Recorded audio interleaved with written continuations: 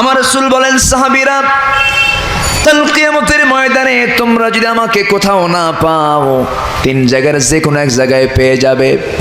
সাহাবীরা বললেন, ইয়া রাসূলুল্লাহ, তিনটি জায়গার কোন কোন জায়গায় একটু আমারে জানায়া দেন, আমাদের বুঝায়া দেন। রাসূল বললেন, সাহাবীরা, কাল হাসরের ময়দানে তোমরা আমাকে এক নাম্বার খুঁজবে হলো, আমার জন্য তোমরা তালাশ করবে হলো মিজানের পাল্লার কাছাকাছি। মিজানের পাল্লাতে যদি না পাও, আমাকে দুই নাম্বার খুঁজবে হলো, অবশ্যই তোমরা পেয়ে যাবে পুলসিরাতের কাছাকাছি। পুলসিরাতেও যদি না পেয়ে যাও আমার সাহাবীরা, আমাকে অবশ্যই পেয়ে যাবে হাউজে কাউসারের কাছাকাছি।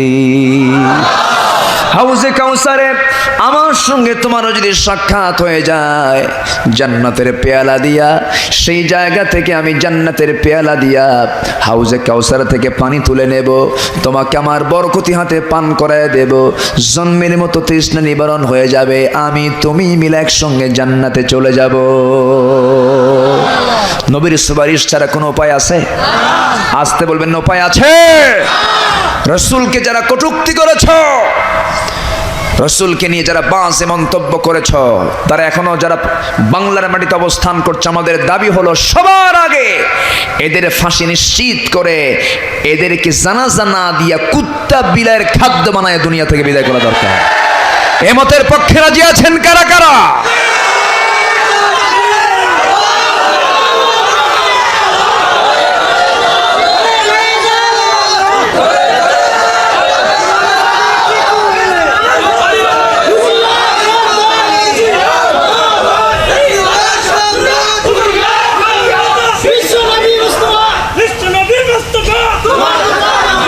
আল্লাহ সবার হাতকে কবুল করুন। জোরে বলি আমিন, আরো জোরে আমিন। আমাদের আদর্শ কেউ না, আমাদের আদর্শ হচ্ছেন মুহাম্মদুর রাসূলুল্লাহ। কিছু কিছু সাহিত্যিককে প্রশ্ন করা হলে উত্তর দেয়, আপনার প্রেরণাকে, আপনার প্রিয় ব্যক্তিত্বকে, কে? রবি ঠাকুর আছে না, আছে না? তো ওর জানাজা কোনো ঠাকুর দেওয়া দরকার। আসতে কাবেন না, জোরে কোন ঠিক কিনা? তোমার প্রিয় সাহিত্যিককে, বঙ্কিমচন্দ্র চট্টোপাধ্যায়।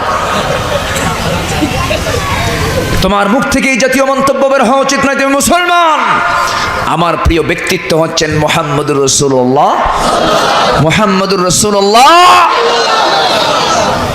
আমার দেশের মুসলমান কয়েকটা ভোট পাওয়ার জন্য মা দুর্গার প্রশংসা করে। হ্যাঁ, কয়েকটা ভোট তালাশ করেন, ভোট নেওয়ার জন্য বলেন, মা দুর্গা গজে চড়েছেন, ফসলে উন্নতি হয়েছে। আবার ফতুয়া মারে, লাকুম দীনুকুম ওয়ালিয়া দিন, বুখারী শরীফের 40 পারা। সম্মানিত ভাইয়েরা, ধর্মের ব্যবসায় আমরা চ্যাম্পিয়ন নই। ধর্মের ব্যবসা আলেমরা করে না, ধর্মের ব্যবসায় চ্যাম্পিয়ন তারাই যারা ক্ষমতা আসার আগে সুন্দর করে তসবিহ আর জায়নামাজ নিয়ে জনগণের দ্বারে দ্বারে যায়, আর নির্বাচন যখন চলে যায় সেই সময় তারা মদের নাইট ক্লাবে গিয়ে মদ খায় আর মহিলা নাচায়। এরকম নেতা আমার দেশে আছে না? ওই সমস্ত নেতার মুখে জুতা মারি আমরা। সম্মানিত ভাইয়েরা, কষ্ট হচ্ছে? আলোচনা চালাবো? শুনতে রাজি আছেন? জোরে বলি ইনশাআল্লাহ। এই লোকগুলো ছিল কই এতক্ষণ? হ্যাঁ, সময় মতো আসে না। এই তো কেবল আমি মজা পাচ্ছি, আমি ভাবতেছি মনে মনে, আল্লাহ আমার কি আজকে কি একটা ভিন্ন রেকর্ড হবে নাকি? লোক কই? ও আচ্ছা, ও আচ্ছা, না না, সব দিনকার একরকম হয়। সম্মানিত ভাইয়েরা, কষ্ট পাচ্ছেন? আমরা সবাই কি জান্নাত পেতে রাজি আছি? সবাই জান্নাত যেতে চায়? কার মুরিদ হব? হ্যাঁ, আমাদের মূল যিনি গাইড তিনি হচ্ছেন মুহাম্মদ সাল্লাল্লাহু। কিছু কিছু মুরিদ বলে, আমার তো নামাজ পড়া লাগে না। কেন? আমার পীর সাহেব বলে দিয়েছেন যে কিয়ামতের দিন আমার পীর সাহেব একটা নৌকা আনবেন, সেই নৌকার হাল ধরবেন তিনি, পাল তুলবেন তিনি, বাস আমরা তার প্যাসেঞ্জার হব, এক টানে জান্নাত পার করে জাহান্নামে নিয়ে চলে যাবে। যা তুই জাহান্নামে। এগুলো আছে না নাই বলেন তো? এগুলো আছে না নাই? আছে। ওদের আবার মুরিদ মহিলাও হয়। মহিলা মুরিদ আবার গোসল করে দেয় পীর সাহেবকে। এদের পাইলে পরে বুঝলেন এই কাঁঠাল গাছের সঙ্গে বাঁধবেন। আমার কথা কি বুঝতেছেন? এগুলো কাঁঠাল গাছ না, আম গাছের সঙ্গে বাইন্ডা পিটাবেন। যখন বলবে ভুল হয়ে গেছে, কে ভুল করলি কেন? সম্মানিত ভাইয়েরা, এদের মাথায় দেখবেন কিছু জটও থাকে, আছে না? মাথার চুল বড় ছিল মুহাম্মদ সাল্লাল্লাহু আলাইহি ওয়াসাল্লামের চুল তিনি বড় রাখতেন। এটা শুধু রাসূলের সুন্নাত না, সুন্নাতুল আম্বিয়া, সকল নবীর সুন্নাত এটা। কোন নবী ছোট চুলওয়ালা ছিলেন না, সব ঝাঁকড়ানো চুল। আধুনিকতা যাকে বলে, সুবহানাল্লাহ। দেখেন না এখনকার ছেলে পেলে চুল বড় বড় থাকে, কিন্তু চুলের মোশানটা আবার আলাদা। এই দিকে চুল নাই, মাঝখান দিয়া আছে না, এরকম আছে না? কি যে ডিজাইন, ঘোড়া ডিজাইন না, ঘোড়া কাটিং। আবার দেখি একটা ছেলে দেখি এইদিকে কোনো দিকে চুল নাই, মাঝখানে চুল। বললাম এটা কি মডেল? কেউ বাটি কাটিং, বাটি শার্ট। বাটি শার্ট কেন? বাটি থুইয়া কাটা হয়, বাটি থুইয়া কাটা হয়। কত যে ডিজাইন আল্লাহ জানে। কিন্তু আমার রাসূল তিনি চুল রাখতেন, চুল ছেড়ে দিতেন। তিনটা সিস্টেমে চুল রাখা যায়। ঘাড় পর্যন্ত চলে আসতো মাঝে মাঝে, আবার কানের লতি পর্যন্ত রেখেছেন মুহাম্মদ সাল্লাল্লাহু আলাইহি ওয়াসাল্লাম। কিন্তু চুল কি এলোমেলো ছিল না। মাহে রবিউল আউয়াল মাস, তো কিছু রাসূলের জীবন থেকেও তো কিছু কথা বলা দরকার। এই মাসের দাবি না এটা, এই মাসের দাবি এটা। আমার নবীজির মাথার চুলগুলো ঝাঁকড়ানো ছিল, কোকড়ানো ছিল, হালকা কোকড়ানো। রাসূলের মাথার চুলটা ছিল কালো। এই দেশের মানুষের চুল কি? আমেরিকার কি? লাল। আমার নবীর মাথার চুল ছিল কালো। আমার রাসূলের চোখের মণি ছিল কালো। এই দেশের মানুষের চোখের মণি কি? আমেরিকার বিড়াল চোখ, সাদা চোখ। আচ্ছা, তাহলে মিলতেছে কিনা আমাদের সাথে? মিলতেছে। আমার নবীজি বেশি লম্বাও ছিলেন না, বেশি খাটোও ছিলেন না। এদেশের মানুষ লম্বা না খাটো? লম্বাও না, খাটোও না। রাসূল বেশি ফর্সাও ছিলেন না, কালো ছিলেন না। এদেশের মানুষ কি কালো না ফর্সা? কালো না, ফর্সাও না। সুবহানাল্লাহ বলবেন। সব মিলে গেছে। তাহলে আমার নবীর চুলের সঙ্গে মিলে গেল, নবীজির চোখের সঙ্গে মিলে গেল, নবীজির চামড়ার সঙ্গে মিলে গেল, নবীজির হাইটের সঙ্গে মিলে গেল। কিন্তু আসল যে মিল দরকার সেটা হলো চরিত্রের কোনো মিল নাই। আসতে কবেন না, জোরে কোন ঠিক কিনা? মিল আছে? মিল নাই। সাউথ কোরিয়া আমার একটা প্রোগ্রাম ছিল এই তো সেপ্টেম্বরে। তো সাউথ কোরিয়ার একটা প্রোগ্রামে আমি প্রোগ্রাম শেষ করে ফিরে আসার পথে একটা মার্কেটে ঢুকলাম। মার্কেটে ঢুকে একটা জিনিস কেনাকাটি করতে করতে হঠাৎ করে আমার একটা দামি সেট মোবাইল ওখানে ফেলে রেখে চলে আসছি। 4-5 ঘন্টা পর মনে হয়েছে আমার, দৌড় মেরে যায় দেখি যেখানে মোবাইল সেখানেই আছে, কেউ নাই। আমার দেশে তো এরকমই নাকি? আমার দেশে এরকম না? আমরা কোথায় আছি? আমরা এমন একটা সমাজে বসবাস করি, সাইকেল নিয়ে বাজারে গেছি, সাইকেল শুধু থুইয়া ওই দিকে তাকাইছে, এইদিকে সাইকেল নেই। কি ঠিক কিনা কোন? মসজিদে যাব নামাজ পড়তে, আমি আগে না জুতা আগে? বসা, আমি আগে না জুতা আগে? জুতা আগে। তাও জুতা যদি নতুন হয় নামাজ হওয়া কঠিন। সেই নতুন জুতা যদি সামনে না থুইয়া যদি অ্যাঙ্গেলে থুয়ে দিই, সেজদার দিকে নজর না যায়, অ্যাঙ্গেলের নজর যায়। জুতা আছে তো, জুতা আছে তো, এই টেনশনে আমার নামাজটা পারি হয়ে যায়। কোরিয়ানরা আমার দেশে রাস্তার কাজ করে, বড় বড় বিল্ডিং কনস্ট্রাকশন, রোডের কাজগুলো কোরিয়ানরা করে। 80-র দশকের কথা বলছি আমি। 80-র দশকে যখন এই রংপুর টু ঢাকার মহাসড়ক যখন তারা বানায়, ওই সময় রাস্তার কাজ করতে গিয়ে তারা রাতের বেলা কাজ যে চলতেছে সেজন্য তারা বাতি জ্বালাতো, হারকিন জ্বালায় রাখতো। হয়তো ধরেন 200 গজ 300 গজ পর পর একটা হারকিন জ্বালায় রাখতো। এটা নিশান যে এখানে কাজ হচ্ছে, সাবধানে চলাচল করতে হবে। তো গোটা রাত এটা তারা জ্বালায় রাখতো। হঠাৎ করে এক রাতে দেখে 5-6টা হারিকেন নাই। কোরিয়ান ভাবছে মনে হয় খুব জরুরির জন্য নিয়ে গেছে, আবার দিয়ে যাবে। আমার কথা কি বুঝতেছেন? নিয়ে গেছে, আবার মনে হয় দিয়ে যাবে। 2 দিন 3 দিন চলে গেল, যাওয়ার পর কোনো খবর নাই। তো কোরিয়ান ভদ্রলোক একজন আমার দেশের একটা লোককে ডাক দিয়ে বলছে, ভাই, মানুষের জন্য প্রয়োজন হতে পারে, একটা জিনিস নিয়ে গেছে, ভালো কথা, 5-6টা হারকিন, আমার তো রাস্তার কাজ চলতেছে, তো হারকিনগুলো নিয়ে গেছে, কাজ কি এখনো শেষ হয় নাই? আমার কি কথা বুঝতেছেন? কাজ কি এখনো শেষ হয় নাই? তো বাংলাদেশি লোকটা বলতেছে, আপনি কি বলতে চাচ্ছেন? হারকিন নিয়ে গেছে, হারকিন কোন দিন দিয়ে যাবে? তো বলতেছে, আপনি কোন দেশে আছেন, কোরিয়া না বাংলাদেশ? কে বাংলাদেশ। তো কোরিয়ার বিষয়টা তো আলাদা, আমার দেশ তো অন্যরকম। এই দেশে কোনো জিনিস নিয়ে গেলে আর ফেরত আসে না। আমার কথা কি বুঝতেছেন ভাই? আমরা কোথায় আছি? আমরা আছি কোথায়? আমাদের চরিত্র কোথায়? আমার নবীজি জীবনে একটা মিথ্যা কথা বলেছেন এমন কোন রেকর্ড আছে? আসতে বলবেন না আছে। রাসূল কখনো আর চোখেও তাকাতেন না। আমরা অনেকে আর চোখে তাকাই না, এরকম মুখ থাকে এইদিকে, এরকম তাকাই, এরকম তাকাই না, তাকাই, এরকম চেরা চোখে রাসূল কখনো তাকাননি। সুবহানাল্লাহ বলেন। নবীজি কারো দিকে তাকাতেন, আর চোখে তাকাতেন না, কারণ আর চোখে একজন ভালো মানুষ তাকাতে পারে না। রাসূল তাকাতেন সোজা মুখটা ঘুরে, ঘাড় ঘুরে তাকাতেন। এত সরল ছিলেন তিনি, জীবনে কৌতুক করেও মিথ্যা কথা বলেন নাই, তবে মজা করেছেন, আনন্দ করেছেন, চিত্ত বিনোদন করেছেন। আমার রাসূল যখন ছোট্ট ছোট্ট বাচ্চাদের সঙ্গে মিশে যেতেন, তখন তিনি বাচ্চা মানুষ হয়ে যেতেন। আবার যখন স্ত্রীর মাঝে চলে যেতেন, তখন তিনি একজন সুন্দর স্বামী হয়ে যেতেন। আবার যখন নানা নাতির সঙ্গে দেখা করতে যেতেন, তখন তিনি সুন্দর নানা হয়ে যেতেন। আবার যখন যুদ্ধের ময়দানে যখন দাঁড়াতেন, সেই সময় তিনি সমরনায়ক হয়ে যেতেন।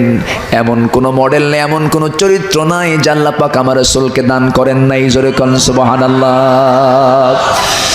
আমার বন্ধুগণ, আমার নবীজি মজাও করতেন, কৌতুকও করতেন। একদিন একজন মহিলাকে, কালো মহিলাকে দেখে বললেন, এই কালো মহিলা কখনো জান্নাত পাবে না। মহিলা কাঁদতে কাঁদতে মরে যায়, অস্থির হয়ে যাচ্ছেন, মহিলা কাঁদতে কাঁদতে পাগলির মতো হয়ে যাচ্ছেন। আমার রাসূল বললেন, মহিলা তুমি কাঁদো কেন? মহিলা বলতেছেন, হে রাসূল, আপনার মুখ থেকে বের হয়েছে আমি জাহান্নামে, জান্নাত পাবো না। রাসূল মুস্কি হাসি মেরে বললেন, মহিলা কাঁদো না, তুমি জান্নাত পাবা, কিন্তু কালো চেহারা নিয়ে না। তুমি জান্নাত পাবে চাঁদনি রাতের উজ্জ্বল চেহারা নিয়ে, তুমি জান্নাত পাবে। একজন বৃদ্ধা মহিলাকে দেখে বললেন, বৃদ্ধা মহিলা কখনো জান্নাত পাবে না। বৃদ্ধা মহিলা কাঁদতে কাঁদতে পাগলির মতো হয়ে গেলেন। রাসূল বললেন, বুড়িমা কাঁদো কেন তুমি?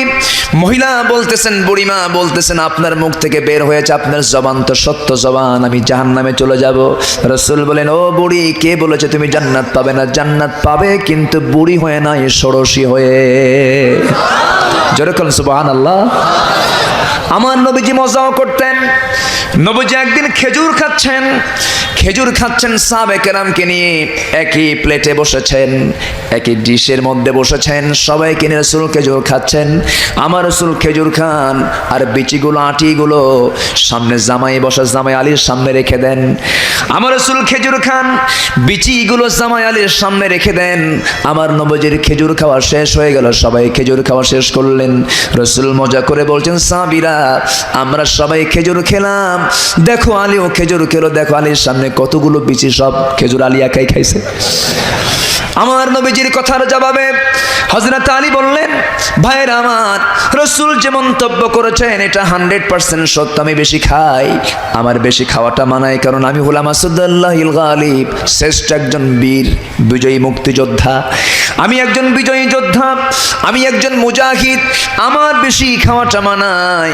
কিন্তু রাসূল, আমরা যেমন করে খেজুর খেয়েছি তেমন করে রাসূল এতক্ষণ ধরে খেজুর খান নাই। আমরা সবাই খেজুর খেয়েছি, আটি ছাড়া, বিচি ছাড়া, শুধু গোশতগুলো খেয়ে নিয়েছি। আর রাসূল এতক্ষণ ধরে যে খেজুরগুলো খেয়েছেন সবগুলো আটি শুদ্ধা।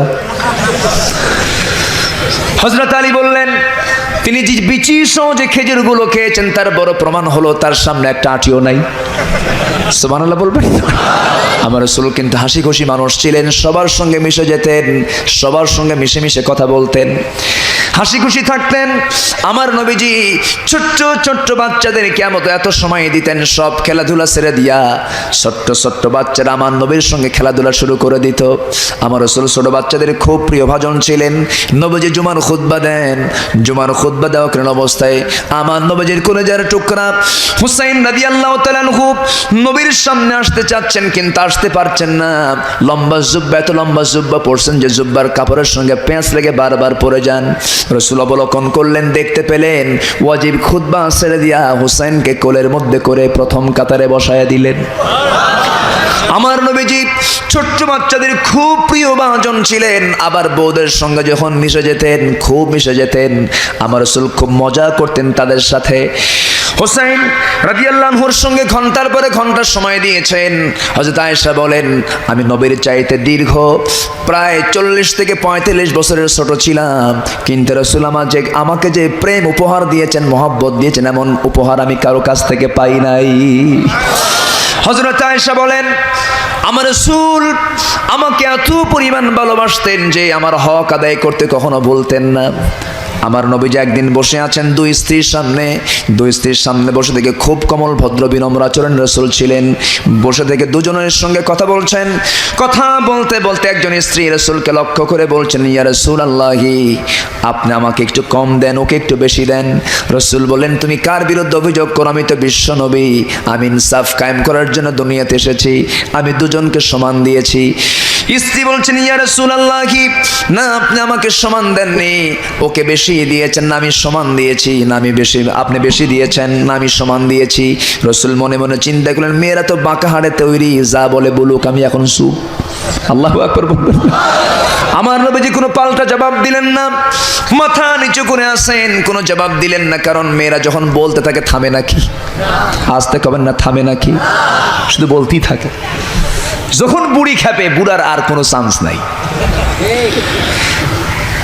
আমার নবীজি মাথা নিচু করে আসেন। এমন সময় দেখা গেল আমার নবীজি কোনো জবাব না দিয়ে বসে আছেন।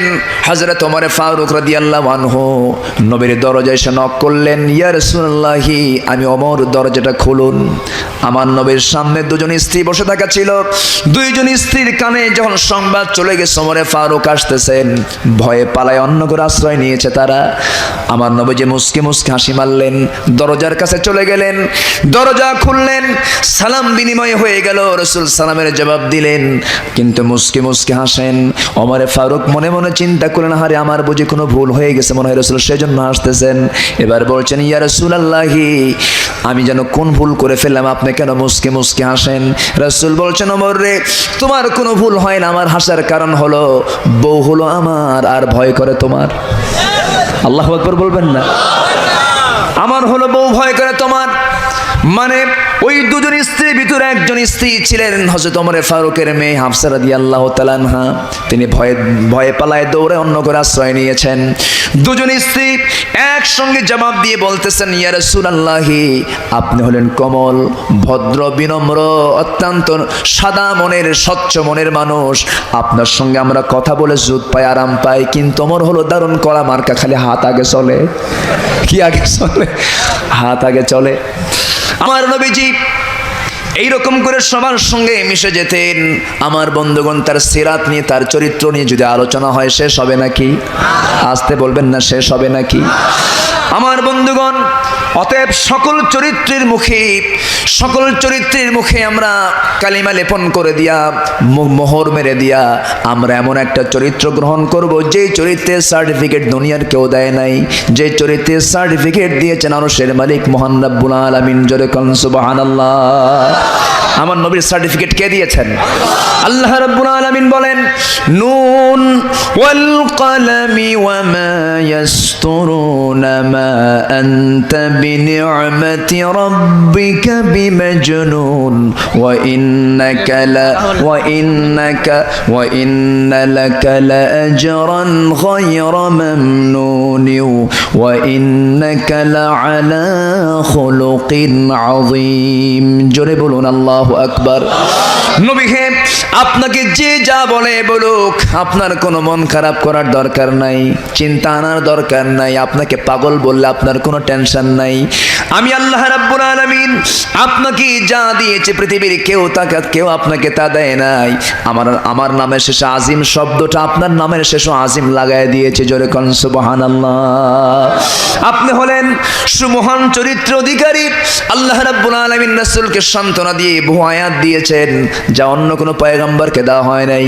ইন্না আ'তাইনাকাল কাউসার ফাসাল্লি লিরাব্বিকা ওয়ানহার ইন্না শানিআকা হুয়াল আবতার।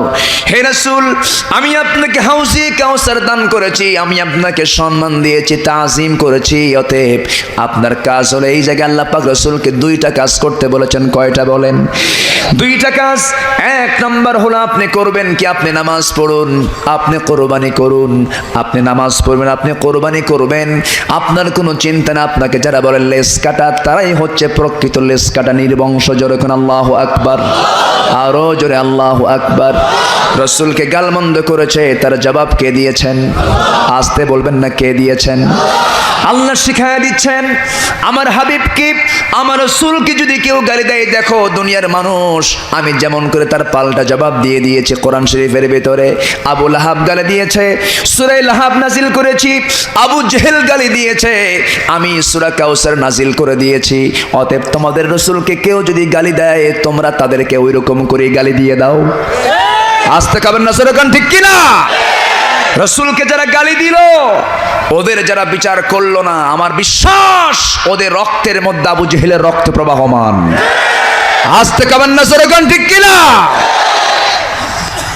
সম্মানিত ভাইয়েরা, কথা তো বহু আছে, কিন্তু দিনের বেলা সময় তো খুব অল্প পাওয়া যায়। আলোচনা চালাবো? চালাবো? জোরে বলুন ইনশাআল্লাহ। জাহান্নামে আমার কেউ যেতে চায়? কোথায় যেতে চায়? জান্নাতে। তাহলে লাইনটা ধরতে হবে জাহান্নামের না জান্নাতের? আমি যাব ঢাকা, আমার স্টিয়ারিংটা আছে হলো পঞ্চগড়ের দিকে, আমি কি ঢাকা যেতে পারবো? যদি বিসমিল্লাহ কই তা হবে? হবে না। আমার স্টিয়ারিং যদি পঞ্চগড়ে থাকে, 1000 বার বিসমিল্লাহ বলে আমি ঢাকা যেতে পারবো না। আমাকে জান্নাত যেতে হলে জান্নাতের দিকে আমার স্টিয়ারিং থাকতে হবে, আমার অভিমুখী হতে হবে জান্নাতের দিকে, আমার কার্যক্রম হতে হবে জান্নাতের, আমার সমস্ত লক্ষ্য হবে জান্নাতের। আমার লক্ষ্য কি হবে? সবাই বলুন, কুল ইন্না সলাতি ওয়া নুসুকি ওয়া মাহইয়ায়া ওয়া মামাতি লিল্লাহি রাব্বিল আলামিন। আমার সালাত, আমার কোরবানি, আমার জীবন, আমার মরণ সব হবে কার জন্য বলেন? আসতে বলবেন না, কার জন্য হবে? আল্লাহর জন্য হতে হবে। সব কিছু আল্লাহ কেন্দ্রিক বানাতে হবে, মহব্বত আল্লাহর সঙ্গে বাড়াতে হবে। আমার বন্ধুগণ, জাহান্নামে যদি না যেতে চাই, জাহান্নামের কাজগুলো করা যাবে না। জাহান্নামীরা কেন জাহান্নামে যাবে? জাহান্নামে যাওয়ার মোট 4টা কারণ আল্লাহ রাব্বুল আলামিন সুন্দর করে বলছেন। আনিল মুজরিমিনা মা সালাকাকুম ফি সাকার ক্বালু লাম নাকু মিনাল মুসাল্লিন ওয়া লাম নাকু নুতঈমুল মিসকিন ওয়া কুন্না نخوض مع الخائضين وكنا نكذب بيوم الدين حتى أتانا اليقين। জোরে বলুন আল্লাহু আকবার, আরো জোরে আল্লাহু আকবার। মুজরিম মানে হলো পাপী। আনিল মুজরিমিন মানে পাপীদেরকে ডাক দিয়ে বলা হবে আনিল মুজরিমিন, পাপীদেরকে বলা হবে মা সালাকাকুম ফি সাকার, আজকে তোমরা সাকার নামক জাহান্নাম নামক দোজখে তোমরা কেন আছো? কেন তোমরা আজকে জাহান্নামের ভিতরে? জাহান্নামীরা বলবে আমরা জাগতিক জীবনে যে কাজগুলো করে এসেছি সেই কাজের জন্য আজকে আমরা জাহান্নামে। তারা বলবে আমরা 4টা কাজ ভুল করেছি। কয়টা কাজ বলেন? 4টা কাজ ভুল করেছি। প্রশ্নগুলো উত্তর দিয়ে দিলেন কে? ভুলগুলো শুধরায় দিলেন কে? মুমিনদের জন্য শুধরায় দিলেন। এই 4টা কাজ তোমরা যদি সতর্ক হয়ে যদি মুজরিমদের মতো যদি না করো, তোমরা জান্নাত পেয়ে যাবে। 1 নাম্বার কাজ হলো তারা কি করেছে? ক্বালু লাম নাকু মিনাল মুসাল্লিন, তারা বলবে আমরা দুনিয়ার জগতে টাইমলি আমরা আজান শুনেছি, কানে আজান শব্দ এসেছে, কিন্তু আজান শোনার পরেও আমরা মসজিদের দিকে রওনা দেই নাই, নামাজ পড়ি নাই, নামাজ বিরক্ত লেগেছে, নামাজ অবহেলা লেগেছে, নামাজ পড়তে পারি নাই, নামাজ পড়ি না, এই জন্য আজকে আমরা জাহান্নামে ঢুকলাম। তাহলে আমার বন্ধুগণ 1 নাম্বার কি? 1 নাম্বার মুমিনের জন্য কাজ হলো কি আদায় করা? সবাইকে নামাজ পড়তে রাজি আছেন নাকি? সবাইকে নামাজ পড়তে রাজি আছেন? শুক্রবার শুক্রবার শক্তি গায়ের জোর বেশি কার, 5 ওয়াক্তের না শুক্রবারের? এখন সমাজে কার শক্তি বেশি? শুক্রবারের। 5 ওয়াক্ত মুসল্লিতে শুক্রবার চান্সই পায় না, ও সবার পিছে। আবার কিছু কিছু মসজিদে দেখবেন ওই মুসাল্লা নির্দিষ্ট করে দেওয়া হয়, প্রথম কাতারে সভাপতি, সেক্রেটারি, ক্যাশিয়ার সবার মুসাল্লা রেডি থাকে। এটা হারাম। আজ থেকে আবার না জোরে কোন ঠিক কিনা? এটা উচিত, এটা তো আসন না, এটা সিট না। তুমি যত বড় ছাতা মতো হও না কেন, মসজিদে এসলে তুমি আল্লাহর গোলাম। আজ থেকে আবার না জোরে কোন ঠিক কিনা? ওই জায়গায় হলো কম্পিটিশন, কি আগে আসবে সে ইমাম সাহেবের পাশে দাঁড়াবে, মসজিদের পাশে দাঁড়াবে। এখানে নির্দিষ্ট করে দেওয়া জায়েজ নাই। কষ্ট হচ্ছে? নামাজ কি ভিআইপি আছে? নামাজি কোনো ভিআইপি আছে? সব সমান। কে করে দিলেন? আসতে বলবেন না, কে করে দিলেন? আল্লাহ করে দিলেন। নামাজ তো শিখায় দেয় সকল ভেদাভেদ ভুলে যাও, সকল দল, সকল চিন্তা, সকল অনৈক্য, সকল বিশৃঙ্খলা ভুলে যাও। নামাজে কাতারবদ্ধ হয়ে দাঁড়িয়ে যাও। সবাই কাতারে কাতারে দাঁড়িয়ে বলো আলহামদুলিল্লাহি রাব্বিল আলামিন। সবাই বলুন আলহামদুলিল্লাহি রাব্বিল আলামিন আর রহমানির রহিম مالك يوم الدين إياك نعبد وإياك نستعين اهدنا الصراط المستقيم صراط الذين أنعمت عليهم غير المغضوب عليهم ولا الضالين। এরপরে আরো জোরে বলুন, আরো জোরে। নামাজে আমরা পৃথক থাকলাম না এক হলাম? সোজা হলাম না বাঁকা হলাম? সেজদা দিলাম ভিন্নভাবে না একভাবে? সব কিছু আমরা এক হয়ে গেলাম। নামাজ পড়লাম একভাবে, সব করলাম, রুকু করলাম একভাবে, সব একতার বন্ধনে আবদ্ধ হলাম। নামাজ শেষ হলো, বাইরে যখন বের হব নামাজের হক আদায় করার দরকার আছে না নাই বলেন? নামাজে বললাম তোমার কাছেই চাই, তোমার ইবাদত করি, তোমার পথে আমাদেরকে কবুল করে নাও। নামাজের মধ্যে বলে নামাজ থেকে বের হয়ে সব আল্লাহর দল বাদ দিয়ে মানুষের দল ধরলাম। আছে না নাই বলেন তো? আছে না নাই? আমার সঙ্গে নামাজ এবং সমাজের মিল থাকতে হবে। নামাজের সঙ্গে সমাজের মিল যদি না থাকে তাহলে নামাজ কবুল হবে না। নামাজকে সুদ খাওয়া শেখায়, নামাজকে জেনা করা শেখায়, নামাজকে ওজনে হেরফের করা শেখায়, নামাজকে মিথ্যাবাদী হওয়া শেখায়, নামাজকে বেপর্দা হওয়া শেখায়। তাহলে আমার নামাজ তো নামাজ নয়, নামাজ না, এটা অভিনয়। এই নামাজ আল্লাহর দরবারে মঞ্জুর হবে না। নামাজের রেজাল্ট হলো ইন্নাস সালাতা তানহা আনিল ফাহশাই ওয়াল মুনকার ওয়ালা যিকরুল্লাহি আকবার। জোরে বলুন আল্লাহু আকবার। নামাজ হলো সকল প্রকার অন্যায় এবং অশ্লীল কাজ থেকে নিজেকে বিরত রাখবে। একজন প্রকৃত নামাজি কখনো মিথ্যাবাদী হতে পারে না। একজন প্রকৃত নামাজি কখনো ওজনে হেরফের করতে পারে না। একজন প্রকৃত নামাজি কখনো বনের সম্পত্তি মেরে খেতে পারে না। আছে? আছে? মেরে খাওয়ার লোক আছে? বনের সম্পত্তি মেরে খায় আছে? আবার হজ করে আছে না? আছে না? বোনের কাছে যাকায়, বোন মাফ করে দে, আমার খুব কষ্ট। আছে না? আছে না? আশ্চর্য, তুই কি ফকির? বোনের প্রাপ্তি তার, বোনের এটা রাইটস, এটা অধিকার, বোন পাবে। এমনকি বাড়ির যদি প্লেট 2টা থাকে, একটা প্লেট বোনকে দিয়ে দিতে হবে। আজ থেকে আপনার সরকার ঠিক কিনা? এরপর বোন যদি মনে করে মানে ঠিক আছে ভাই তুমি কষ্টে আছো, সেটা ভিন্ন কথা, কিন্তু রাইটস যেটা, অধিকার যেটা, তাকে দিতে হবে। বুড়া চাচা হজে যাবেন, ছেলে 1টা মেয়ে 5টা, 5 মেয়েকে ডাক দিয়ে বলে মা আমি তো হজে যাচ্ছি, আমার ছেলে 1টা, আমি ফিরে আসবো না মরেই যাবো, আল্লাহ জানে। যদি মরে যাই আমার ছেলে এতিম হয়ে যাবে, বয়স 40 বছর। ছেলের বয়স 40 বছর, কি হবে? 40 বছর এতিম হয়? এতিম হয়। এতিমের শর্ত হলো নাবালক পর্যন্ত বাপ যদি মারা যায় ওই সন্তানটা কি হয়? এতিম হয়। 16 বছর 15 বছর পার হয়ে গেল তখন সে আর এতিম থাকে না। তো মা শোনো, তোমাদের বিয়ে দিছি, স্বামীর ঘরে করে খাচ্ছ, তো আমি যদি মরে যাই তাহলে আমার এই সম্পত্তিগুলোর অংশ তো তোমরা পেয়ে যাবা, অতএব আমি থাকতেই তোমরা আমার ছেলের নামে দিয়ে দাও। হারামজাদা, কিগুলো আসে না? এখন তো আসে না। ওর হজ হবে?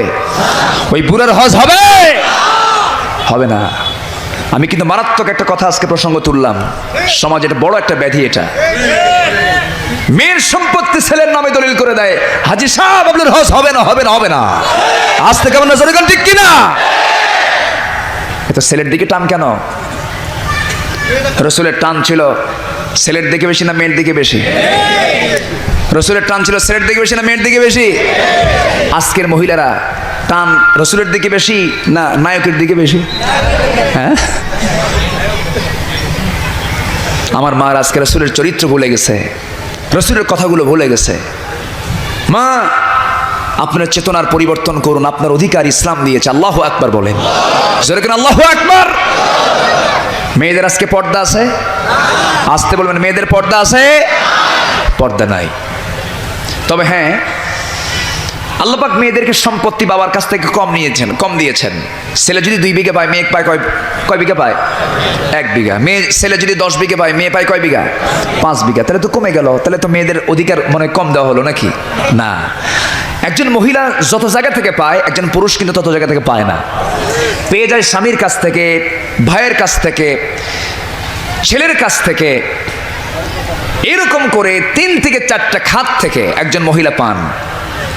কিন্তু একজন পুরুষ কিন্তু এত খাত থেকে পায় না। সবগুলোকে প্লাস করলে পরে দেখা যায় পুরুষের চাইতে মহিলাই বেশি পাচ্ছে। আলহামদুলিল্লাহ বলেন। তাহলে গড় এভারেজে পুরুষ বেশি পেল না মহিলা বেশি পেল? মহিলাই বেশি পেল। কিন্তু বাবার সম্পত্তি আল্লাহ পাক কেন পুরুষের অর্ধেক করে দিলেন? এর কারণ আছে। যদি মেয়েটাকে তালাক দেয় তখন ফিরে আসতে হয় কার বাড়ি? বাবা নাই, কার কাছে? ভাইয়ের কাছে। ভাই বলবে তুইও 10 বিঘা, আমিও 10 বিঘা, তুই করে খা। আমার কথা কি বোঝা গেল? আমার কথা বোঝা গেল?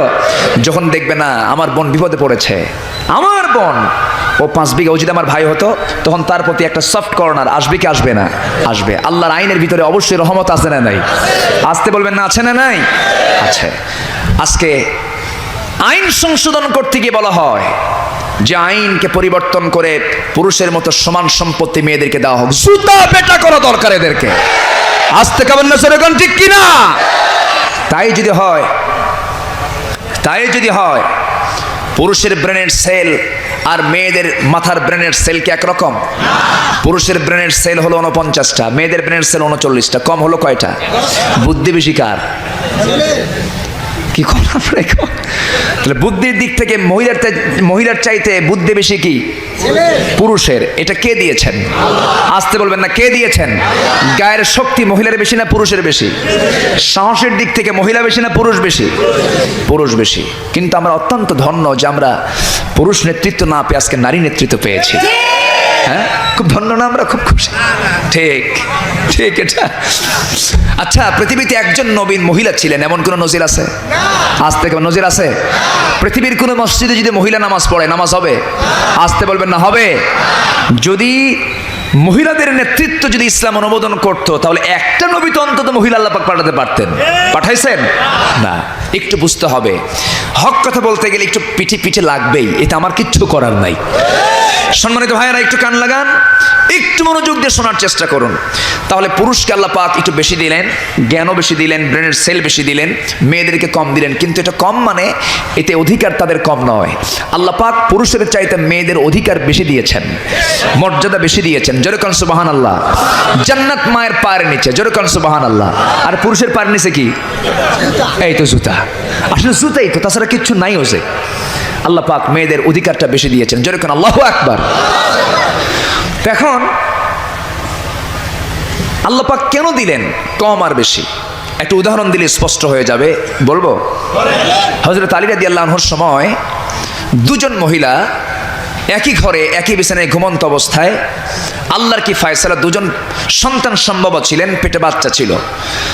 রাতের অন্ধকারে দুজনের পেট থেকে বাচ্চা হয়ে যায়। তো বাচ্চা হওয়ার পর অবশ্যই মা জানে এটা কার ছেলে কার সন্তান, কোনটা কার সন্তান অবশ্যই জানে, কিন্তু একজনের গর্ভ থেকে হয়েছে ছেলে, আরেকজনের গর্ভ থেকে হয়েছে মেয়ে। সকালবেলা লাগছে প্যাঁচ, দুই মহিলাই দাবি করতেছে এটা আমার ছেলে ওটা আমার ছেলে। মেয়ের সন্তান আর কেউ নিতে চায় না। কোন তো কি মুসিবত, এখনো ছেলের সন্তানের দিকে মেয়ের চাইতে আগ্রহ কম না বেশি? আজ থেকে না কম না বেশি? ছেলে হলে মনে হয় বাড়িতে বিয়ে ধুম লাগছে, মিষ্টির মানে সরাসরি। আর মেয়ের সন্তান জন্ম নিলে মনে হয় বাড়িতে মানুষ মরে গেছে, কোনো আওয়াজ নাই। যদি হয় মেয়ে, মেয়ের বাপকে যখন বলা হয় কি সন্তান হয়েছে, মেয়ে, মনে এখন হার্ট স্ট্রোক করে মরবে, আছে না নাই বলেন তো? আর যদি হয় ছেলে, কি ছেলে, ভাবসাবি আলাদা, মনে হয় এখনই 10 লাখ চায় বসে আছে, কি আছে না নাই বলেন তো? আছে না? রসুল ছিলেন ছেলের বাপ না মেয়ের বাপ? রসুল ছিলেন ছেলের বাপ না মেয়ের বাপ? রসুল ছেলের চাইতে মেয়েদের প্রশংসা কম করেছেন না বেশি করেছেন? বেশি করেছেন। রসুল বলেছেন যার ঘরে 3টা মেয়ে তার জন্য 3টা পৃথক জান্নাত, যেরকম সুবহানাল্লাহ। আর যার ঘরে 3টা ছেলে তার জন্য কিচ্ছু নাই। এই জাহান্নাম না, জাহান্নাম কইেন না, হাদিসে নাই। এই বাস, উনি অবশ্য জাহান্নাম বলতেছেন এই জন্য কারণ ছেলে তো বেজুত হলে জাহান্নামী। কি আসতে কবেন না, জোরে কোন ঠিক কিনা?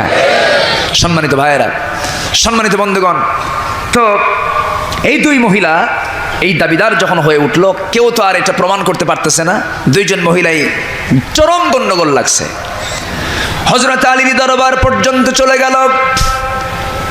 হযরত আলী দুজন মহিলার সামনে গিয়ে দাঁড়িয়ে বললেন, দুজন মহিলা, তোমরা নিঃসন্দেহে জানো কার গর্ভ থেকে কোন সন্তানটা হয়েছে, অযথা গন্ডগোল করার দরকার নাই, সন্তান নিয়ে তোমরা নিজের বাড়িতে চলে যাও। দুজন মহিলার দাবিদার হয়ে বলছেন, না। আলী কোনো কথা না বলে বললেন, আমি নিশ্চিত কার ছেলে কার মেয়ে, কারণ এই তথ্য আমি নিয়েছি কোরআনে কারীম থেকে। জোরে কোন সুবহানাল্লাহ। একটু ল্যাবরেটরিতে যেতে হবে, একটু পরীক্ষাগারে যেতে হবে, সেই সময় কোনো মেডিকেল সায়েন্স ছিল না। হযরত আলী বললেন, এই দুই মহিলাকে ঘরের মধ্যে নিয়ে যাও, একটা মহিলাকে ঘরের মধ্যে উঠায় নাও, উঠায় নিয়ে দুইজনের স্তন থেকে দুধ বের করে 2টা গ্লাসে রাখো। 2টা গ্লাসে যখন রাখা হলো, একটা গ্লাসের দুধ হলো ঘন, আরেকটা গ্লাসের দুধ হলো পাতলা। হযরত আলী বললেন, কোন গ্লাসের দুধটা ঘন? এই গ্লাসের দুধটা ঘন। কোন গ্লাসের দুধটা পাতলা? এই গ্লাসের দুধটা পাতলা। হযরত আলী বললেন, যে গ্লাসের দুধটা ঘন, এই ঘন দুধ যে স্তন থেকে বের হয়েছে, মহান রব্বুল আলামিন তাকে ছেলে সন্তানের মা বানিয়ে দিয়েছেন। আর পাতলা দুধ যে স্তন থেকে বের হয়েছে, সেই পাতলা দুধ আল্লাহ পাক মেয়ে সন্তানের জননী বানিয়ে দিয়েছেন। আমার নবীজির প্রিয় সাহাবী হযরত আলী যখন এই ফয়সালা দিয়ে দিলেন, সন্তুষ্ট চিত্তে দুজন সন্তানকে দুজন মায়ের কোলে উঠায় দেওয়া হলো। সুন্দর করে সন্তুষ্ট চিত্তে দুজন বাড়ির দিকে রওনা দিল। আমার ওয়াজও শেষ হয়ে গেল। ওয়াজ চালাবো নাকি? ওয়াজ চালাবো? ও জোরে বলুন ইনশাআল্লাহ। এখন আবার প্রশ্ন হলো, দুধ কেন ঘন হলো, দুধ কেন পাতলা হলো? ওয়াজ আবার শুরু হলো, কি ঠিক কিনা? কথার তো শেষ নাই, কথার কোনো থা আছে? কথার কোনো থা নাই, অথই কথা।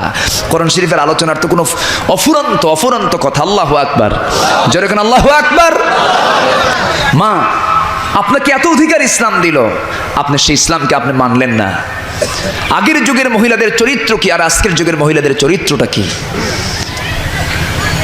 বিশেষ করে আমার দেশের মিডিয়াতে, ভারতের মিডিয়া যখন দখল করে বসেছে, এই ভারতের মিডিয়াগুলো দখল করার পর, ভারতীয় আগ্রাসনের পর থেকে এই মিডিয়া জগৎটা আগ্রাসন করে নেওয়ার ফলে মেয়েরা যতটুকুন ভালো ছিল সেটাও আর নাই। আসতে কবেন না, জোরে কোন ঠিক কিনা? একদম শেষ করে ফেললো মেয়েদেরকে। মোবাইলে স্বামী থাকতেই পরকিয়া করে, স্বামীর সঙ্গে প্রতারণা করে, পরিবার শান্তির আগুন দাউ দাউ করে জ্বালায় দেয়। এই সমস্ত শিক্ষা নিচ্ছে স্টার জলসা থেকে। আসতে কবেন না, জোরে কোন ঠিক কিনা? আমি তো মনে করি স্টার জলসা, স্টার প্লাস একটা পূজার মণ্ডপ। পূজাতে যা দেখানো হয় এটাতে তাই দেখানো হয়। মা আপনি এগুলো দেখতে যাবেন না, এগুলো আপনার দেখা যাবে না। আপনার রুচির পরিবর্তন হতে হবে। ছেলের মুখে দাড়ি আজকের মেয়েদের পছন্দ হয় না। বাপ হাসি মামুন সহজ করে আসছেন, মেয়েকে বিয়ে দিবেন, আল্লাহওয়ালা বুজুর্গের সাথে মুখে দাঁড়িয়ে আছে, ছেলে শিক্ষিত, বলছে মা আমি একটা ছেলে পছন্দ করেছি, আমি হাজি মামুন সহজ করে আসছি, আমি তোমাকে সুন্দর ছেলে দেখে আমি বিয়ে দেবো। কাব্য ঠিক আছে, ছেলে দেখতে আসছে, দেখতে এসে যখন বসেছে মেয়ের সামনে, মেয়ে যখন দেখছে ছেলের মুখে দাড়ি, ওই যে মাথা নিচু করে আর তাকায় না, বুঝলেন? তার তাকায় না। বাপ বলতেছে মা আমার তো পছন্দ, তোমার কি পছন্দ হয়েছে? কাব্বা তোমার রুচি তো আগে ভালোই ছিল, এখন রুচি নষ্ট হয়ে গেছে কেন? কত চাচা। কি আমার কথা কি বুঝতেছেন? ও কি হয়ে গেছে? চাচা হয়ে গেছে, মুখে দাড়ির কারণে চাচা হয়ে গেছে। মা এই রুচির পরিবর্তন করতে হবে। আগের যুগের মহিলাদের চরিত্র কি ছিল, একটা ইতিহাস বলে একটা হাদিসের রেফারেন্স দিলে একটু স্পষ্ট হবে। একজন মহিলা নবীর সামনে এসে দাঁড়ালেন, কাঁদতেছেন। রাসূল বলেন মহিলা কাঁদো কেন? হুজুর আমার কান্না করার কারণ হলো আমার কি জীবনে বিয়ে হবে না? আমি তো বড় হয়ে গেছি। রাসূল বলেন কে বলেছে তোমার বিয়ে হবে না? আমার এতগুলো সাহাবী থাকতে অবশ্যই তোমার বিয়ে হবে সুন্দর একটা যুবকের সাথে, তোমার কোনো চিন্তার কারণ নাই। মহিলা সাহাবী বলছেন হুজুর আমার যদি বিয়ে হয় কিন্তু জেনাতেন পুরুষ কিন্তু আমার পছন্দ না। কেন? আমি যিনি আমার স্বামী হবেন আমি তার মধ্যে 3টা গুণ দেখতে চাই। 1 নম্বর গুণ হলো তাকে অবশ্যই 5 ওয়াক্ত নামাজ বা জামাতে পড়তে হবে। এরকম মহিলা তো আজকে সব নাকি? হ্যাঁ এরকম মহিলা সব না, নিজের নামাজেরই খবর নাই। মহিলা বলতেছেন ইয়া রাসূলুল্লাহ কি 5 ওয়াক্ত নামাজ বা জামাতে পড়তে হবে, পাশাপাশি তাকে এশার নামাজ থেকে শুরু করে নিয়ে ফজর পর্যন্ত কিয়ামুল লাইল করতে হবে। এরপরে যদি কিয়ামুল লাইল করতে, যদি নফল নামাজ পড়তে যদি তার কষ্ট হয়ে যায়, মাযুর হয়ে যান, অবশ্যই তাকে গোটা রাত বসে বসে কোরআন তেলাওয়াত করতে হবে। নাম্বার 3 হলো রমজান মাসে রোজা রাখতে হবে, পাশাপাশি সারা বছর তাকে নফল রোজা রাখতে হবে দিনের বেলা। আমার নবী শুনে মুস্কি মুস্কি হাসেন, মনে মনে চিন্তা করেন রাতের বেলা নামাজ, দিনের বেলা রোজা, বইয়ের হক আদায় হবে কখন? আমার নবীজি বলেন মহিলা এমন কঠিন শর্ত তুমি দিয়ে দিয়েছো, এমন জামাই তো খুঁজে পাওয়া মুশকিল। তবে আমার সাহাবীদেরকে প্রস্তাব দিয়ে দেখি তো কি হয়। সাহাবীদের মাঝে প্রস্তাব করলেন। একজন সাহাবী ছিলেন খুব চালাক, খুব মোস্ট ক্লেভার ছিলেন। তিনি সামনে দাঁড়ায় বলছেন ইয়া রাসূলুল্লাহ সকল শর্ত মেনে নিয়া আমি ওই মহিলাকে বিয়ের প্রস্তাব দিয়ে দিলাম।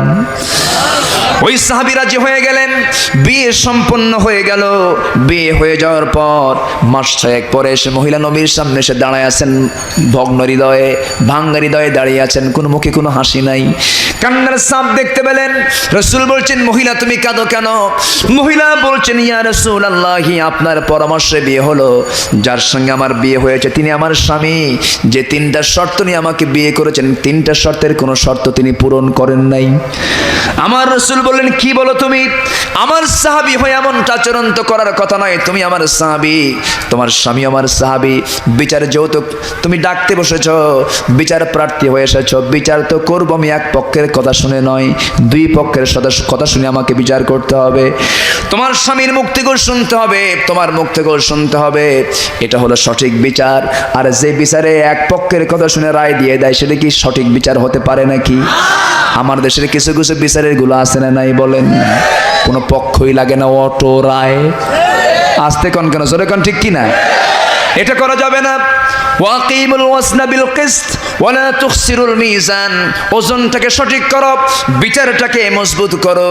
আমার রাসূল বলেছেন আল্লাহ পাক 7 শ্রেণীকে আরশের ছায়ার নিচে স্থান দিবেন কিয়ামতের দিন। এর মধ্যে 1 নম্বর হলো ইমামুন আদিল, ন্যায় বিচারপতি, যে ন্যায় বিচার করতে পারে। রাসূল বলেছেন সেই দিন একটা মিটিংয়ে আমার পাশে জজ বসা ছিলেন, সেই জজ আমার পাশে বসা, আমি যখন বলে ফেললাম সেই ন্যায় বিচারপতিকে আল্লাহ পাক 1 নম্বর তালিকায় রাখবেন, আল্লাহ পাক আরশের ছায়া স্থান দিবেন। লক্ষ্য করে দেখি তার চোখের কোনা বেয়ে বেয়ে টপ টপ করে পানি পড়ে। আমি তাকে বললাম স্যার আপনার চোখে পানি কেন? তিনি বলছেন আল্লাহ পাক আমাকে দায়িত্ব দিল কেন? আমার বন্ধুগণ যত বড় দায়িত্ব তত বড় তার জবাবদিহিতা। একজন সাধারণ নাগরিক তার যতটুকু হিসাব হবে তার চাইতে বড় হিসাব চেয়ারম্যানের হবে কিনা বলেন, মেম্বারের হবে কিনা বলেন।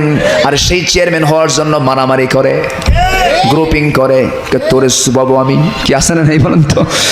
আমার বন্ধুগণ হযরত ওমর ফারুক রাদিয়াল্লাহু আনহু যখন খলিফাতুল মুসলিমিন হলেন, কাঁদতে কাঁদতে অস্থির হয়ে যান। বলা হলো ওমর তুমি কাঁদো কেন? তিনি বললেন আমাকে এমন দায়িত্ব দিয়েছো যে দায়িত্ব আমাকে চোখের পানি বন্ধ করাতে পারে না।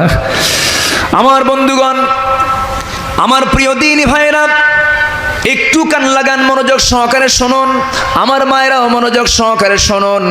ওই মহিলা নবীর সামনে যখন দাঁড়িয়ে যখন এই সমস্ত কথাগুলো বললেন, রাসূল বললেন, না না, বিশ্বাস করব না, তোমার স্বামীকে ডেকে আনো। স্বামীকে ডেকে আনা হলো। ডাকার পরে বলা হলো, ও সাহাবী আমার, তোমার বউ তোমার বিরুদ্ধে রিপোর্ট করেছে, কথা কি সঠিক নাকি? তুমি নাকি 5 ওয়াক্ত নামাজ বা জামাতে পড়ো নাই, কোরআন তেলাওয়াত করে নাই, রোজা রাখো নাই। সাহাবী মুস্কি মুস্কি হাসি মেরে বলছেন, ইয়া রাসূলুল্লাহি, আমার বউ যতগুলো কথাগুলো বলেছে সব কথা ভুল বুঝে বলেছে, সম্পূর্ণ মিথ্যা কথা। আমি কি আপনার সাহাবী নই? সকল শর্ত আমি একটা একটা করে পূরণ করেছি। সুবহানাল্লাহ বলেন। বউ কয় এক কথা, স্বামীকে আরেক কথা। ওয়াজ শুরু না ওয়াজ শেষ হলো? তাহলে কোন সবই তো শুরুই হচ্ছে, শেষ হবে কখন? কি শুনতে রাজি আছেন সবাই? সবাইকে শুনতে রাজি আছেন? এবার কি হলো? ওই সাহাবী বললেন, ইয়া রাসূলুল্লাহ, আমি কোনো ভুল করিনি। রাসূল বলেন, তাহলে এখন শুনানি শুরু হয়ে যাক। সে কি বলে, তুমি কি বলো? মহিলা বলছেন, ইয়া রাসূলুল্লাহ, 5 ওয়াক্ত নামাজ সে জামাতে পড়ে নাই। তার স্বামী বলছেন, ইয়া রাসূলুল্লাহ, 5 ওয়াক্ত নামাজ বা জামাতে পড়ে নাই, এটা আমি রাজি হয়ে গেলাম, ঠিক আছে পড়ি নাই, কিন্তু আপনি বলুন তো আমার স্ত্রীকে ফজর নামাজ, এশার নামাজকে আমি বাড়িতে পড়ছি নাকি না সে জামাতে পড়েছে? আপনার বর্ণিত হাদিস, যদি কোনো বান্দা ফজর নামাজ, এশার নামাজ যদি বা জামাতে পড়ে, আল্লাহ রাব্বুল আলামিন গোটা রাত দাঁড়িয়ে থেকে নামাজ পড়লে যে সওয়াব তার সমান সওয়াব তার আমলনামায় দিয়ে দেন। আমার কি দরকার রাত পোহায়া নামাজ পড়া? জোরে কারণ সুবহানাল্লাহ। এমন সুন্দর তিনি জবাব দিয়ে দিলেন। এরপরে বলা হলো, নাম্বার 2 হলো, স্ত্রী বলছেন, আমার স্বামী তো কোরআন তেলাওয়াত করে নাই, কোরআন শরীফ পড়ে নাই রাত্রেবেলা। এবার তার স্বামী বলছেন, ইয়া রাসূলুল্লাহি, আমি আমার স্ত্রীকে এমন কোনো রাত নাই, রাতের বেলা ঘুমানোর পূর্বে আমি থেকে সূরা ইখলাস পড়ে ঘুমাই নাই। আমি নিজেও ইখলাস পড়েছি, সেও সেই তেলাওয়াতটা শুনেছে, একবার নয়, দুবার নয়, 3 বার সূরা ইখলাস পড়ে ঘুমিয়েছি। আপনার বর্ণিত হাদিস ইবনে কাসির এসেছে, যদি কোনো বান্দা সূরা ইখলাস পড়ে যদি 3টি বার কোরআন তেলাওয়াত করে, ইখলাস পড়ে যদি ঘুমায়, আল্লাহ পাক গোটা কোরআন খতমের সব তার আমলনামায় দিয়ে দেন। হুজুর, আমার এতক্ষণ সময় ধরে কোরআন তেলাওয়াত করার কি দরকার? এমন সুন্দর করে টেকনিক করে জবাবগুলো দিয়ে দিলেন। আমার নবীজি মুস্কে মুস্কে হাসলেন। এরপরে বলছেন, ও মহিলা সাহাবী, আর তোমার কি অভিযোগ? তোমার স্বামীকে বলো। এবার বলছেন, ইয়া রাসূলুল্লাহ, নফল রোজা রাখে নাই। এবার তিনি বলছেন, ইয়া রাসূলুল্লাহ, আমি তো ফরজ রোজা বাদ দেই নাই, ফরজ রোজা ঠিকই পালন করেছি, তবে নফল রোজা রাখতে পারে নাই, তবে নফল রোজা 6টা কিন্তু বাদ দেই নাই। কোন 6টা নফল রোজা? সাহাবী বলো। ইয়া রাসূলুল্লাহ, রমজান পরবর্তী মাস যে আছে শাওয়াল চাঁদ, শাওয়াল চাঁদের আমি 6টা নফল রোজা পালন করেছি। আপনার বর্ণিত হাদিস, যদি কোনো বান্দা রমজান মাসের পরবর্তী মাস শাওয়াল চাঁদের যদি 6টা নফল রোজা যদি রাখতে পারে, মহান রব্বুল আলামিন তাকে গোটা বছর নফল রোজার সওয়াব তার আমলনামায় দিয়ে দেন। হুজুর, আমার তো গোটা বছর রোজার কি দরকার আছে? আমার নবীজি মুস্কি মুস্কি হাসি মেরে বললেন, মহিলা পারলা না? জোরে কোন সুবহানাল্লাহ। দুজনকে মিলায় দিলেন, দুজন মিলিয়ে চলে গেল। আমার ওয়াজ শেষ হলো। আরো কিছু আছে নাকি? আরো কিছু আছে না? জাহান্নামে যাওয়ার কারণ কয়টা? আসতে বলবেন না, কয়টা? চলতেছে কয় নাম্বার? চলতেছে কয় নাম্বার? 1 নাম্বার। আমার মায়েরা, আমি শুনেছি পুরুষের চাইতে মেয়েরাও কম না। অনেক মহিলা আজকের মাহফিল এসেছেন, নামাজ আপনাকেও পড়তে হবে, জামাতে নামাজ পড়ার দরকার নাই, আমাদের দেশে সেই পরিবেশ আসে নাই, আপনি বাড়িতেই পড়ুন, ওযু বানান, নামাজে দাঁড়ায় আজান শুনে নামাজে দাঁড়াবেন। পুরুষরা কষ্ট করে মসজিদে এসে নামাজ পড়বে, যে সবটা কামাই করবে, আপনি ঘরে বসে নামাজ পড়ে সেই সব কামাই করবেন। জোরে বলি সুবহানাল্লাহ। আমার মা, আপনাকে 5 ওয়াক্ত নামাজ পড়তে হবে, স্বামীকে দাম দিতে হবে, স্বামীর দাম আছে না নাই বলেন? কিন্তু আজকে কি স্বামীকে মূল্যায়ন করা হয়? স্বামীকে মূল্যায়ন করা হয় না। স্বামী কেমন ধমক দিয়ে দেয়, স্বামী অসুস্থ হয়ে যায়, স্বামী মনক্ষুণ্ণ হয়ে যায়।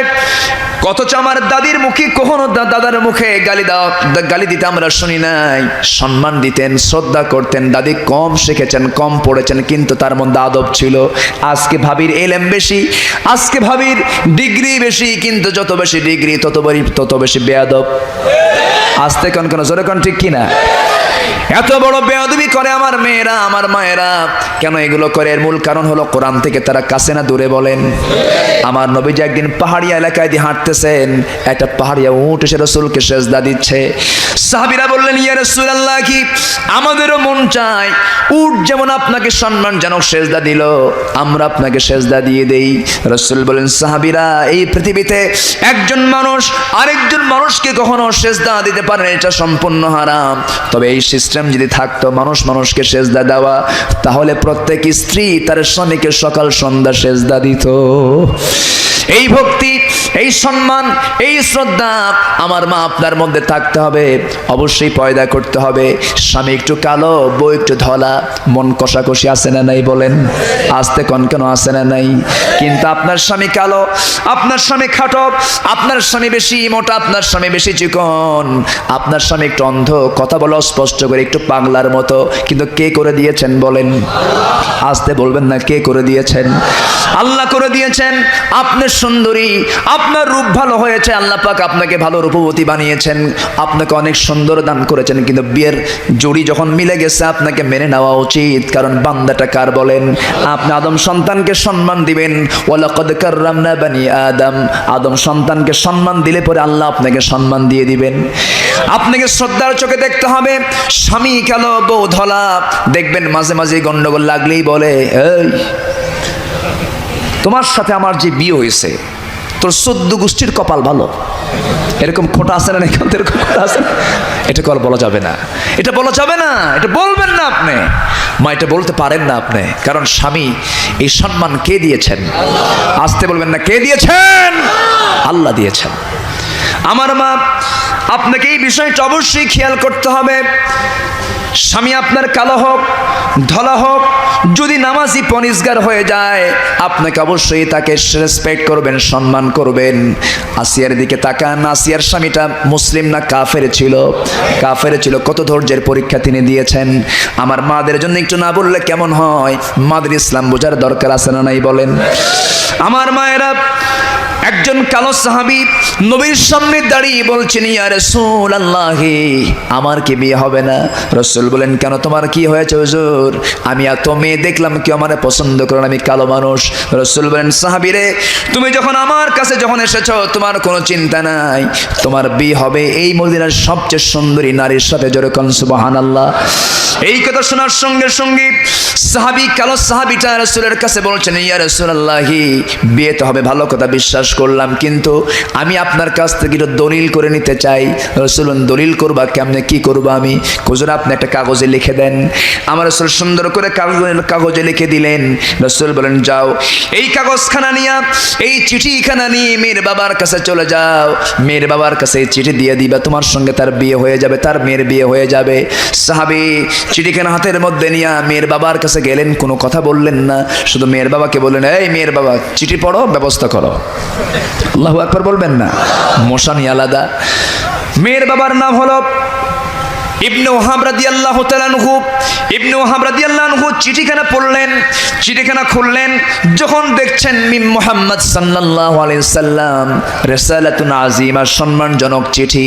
চিঠি হাতের মধ্যে নিয়ে চুম্বন করে করে বলছেন, শোনো সাদ আল আসওয়াদ আস-সুলাইমি, তুমি কালো সাহাবী, নবী তোমাকে পছন্দ করে পাঠিয়েছেন।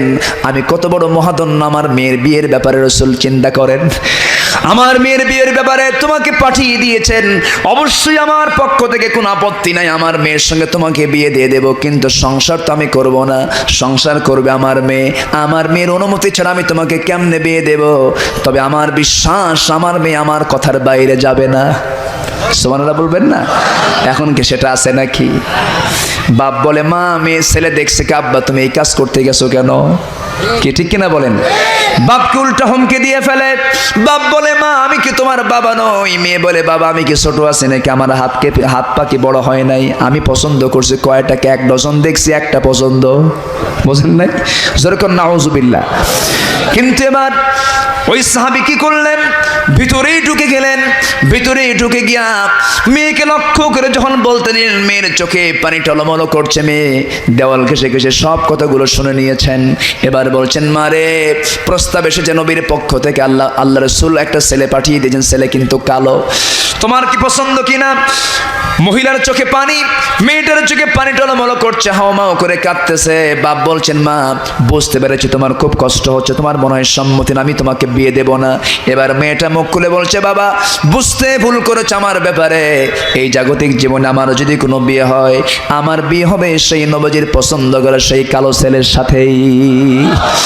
বাপ খুব খুশি হলেন, বাইরে বের হয়ে বলছেন, ওরে সাদ, তোমার কপাল তো খুলে গেছে, আমার মেয়েও রাজি, আমিও রাজি, তুমি কি বলো? সাদ বলে, আমিও রাজি, আমার কোনো সমস্যা নাই। দৌড় মেরে নবীর কাছে গেলেন, রাসূলকে বললেন, ইয়া রাসূলুল্লাহি, এবার তো আমি আর ব্যর্থ হয়ে ফিরে আসি নাই, আমি সাকসেস, মেয়ে রাজি, মেয়ের বাপ রাজি, আমিও রাজি, হুজুর আপনি এখন ব্যবস্থা করুন। রাসূল বলেন, বিয়ে তো সব ঠিকঠাক হয়ে গেছে, টাকা কোথায়? হুজুর টাকা পাবো কই? রাসূল বলেন, টাকা ছাড়া বিয়ে করবা কেমনে? মোহরানার টাকা দিতে হবে। এবার সাদ বলছেন, ইয়া রাসূলুল্লাহি, টাকার দায়িত্ব যদি আপনি আমাকে দিয়ে দেন, আমার জীবনে বিয়ে হবে না। হতে হুজুর আপনি সব ঠিকঠাক করলেন, আপনি টাকাটা দেন। হুজুর কোন সুবহানাল্লাহ।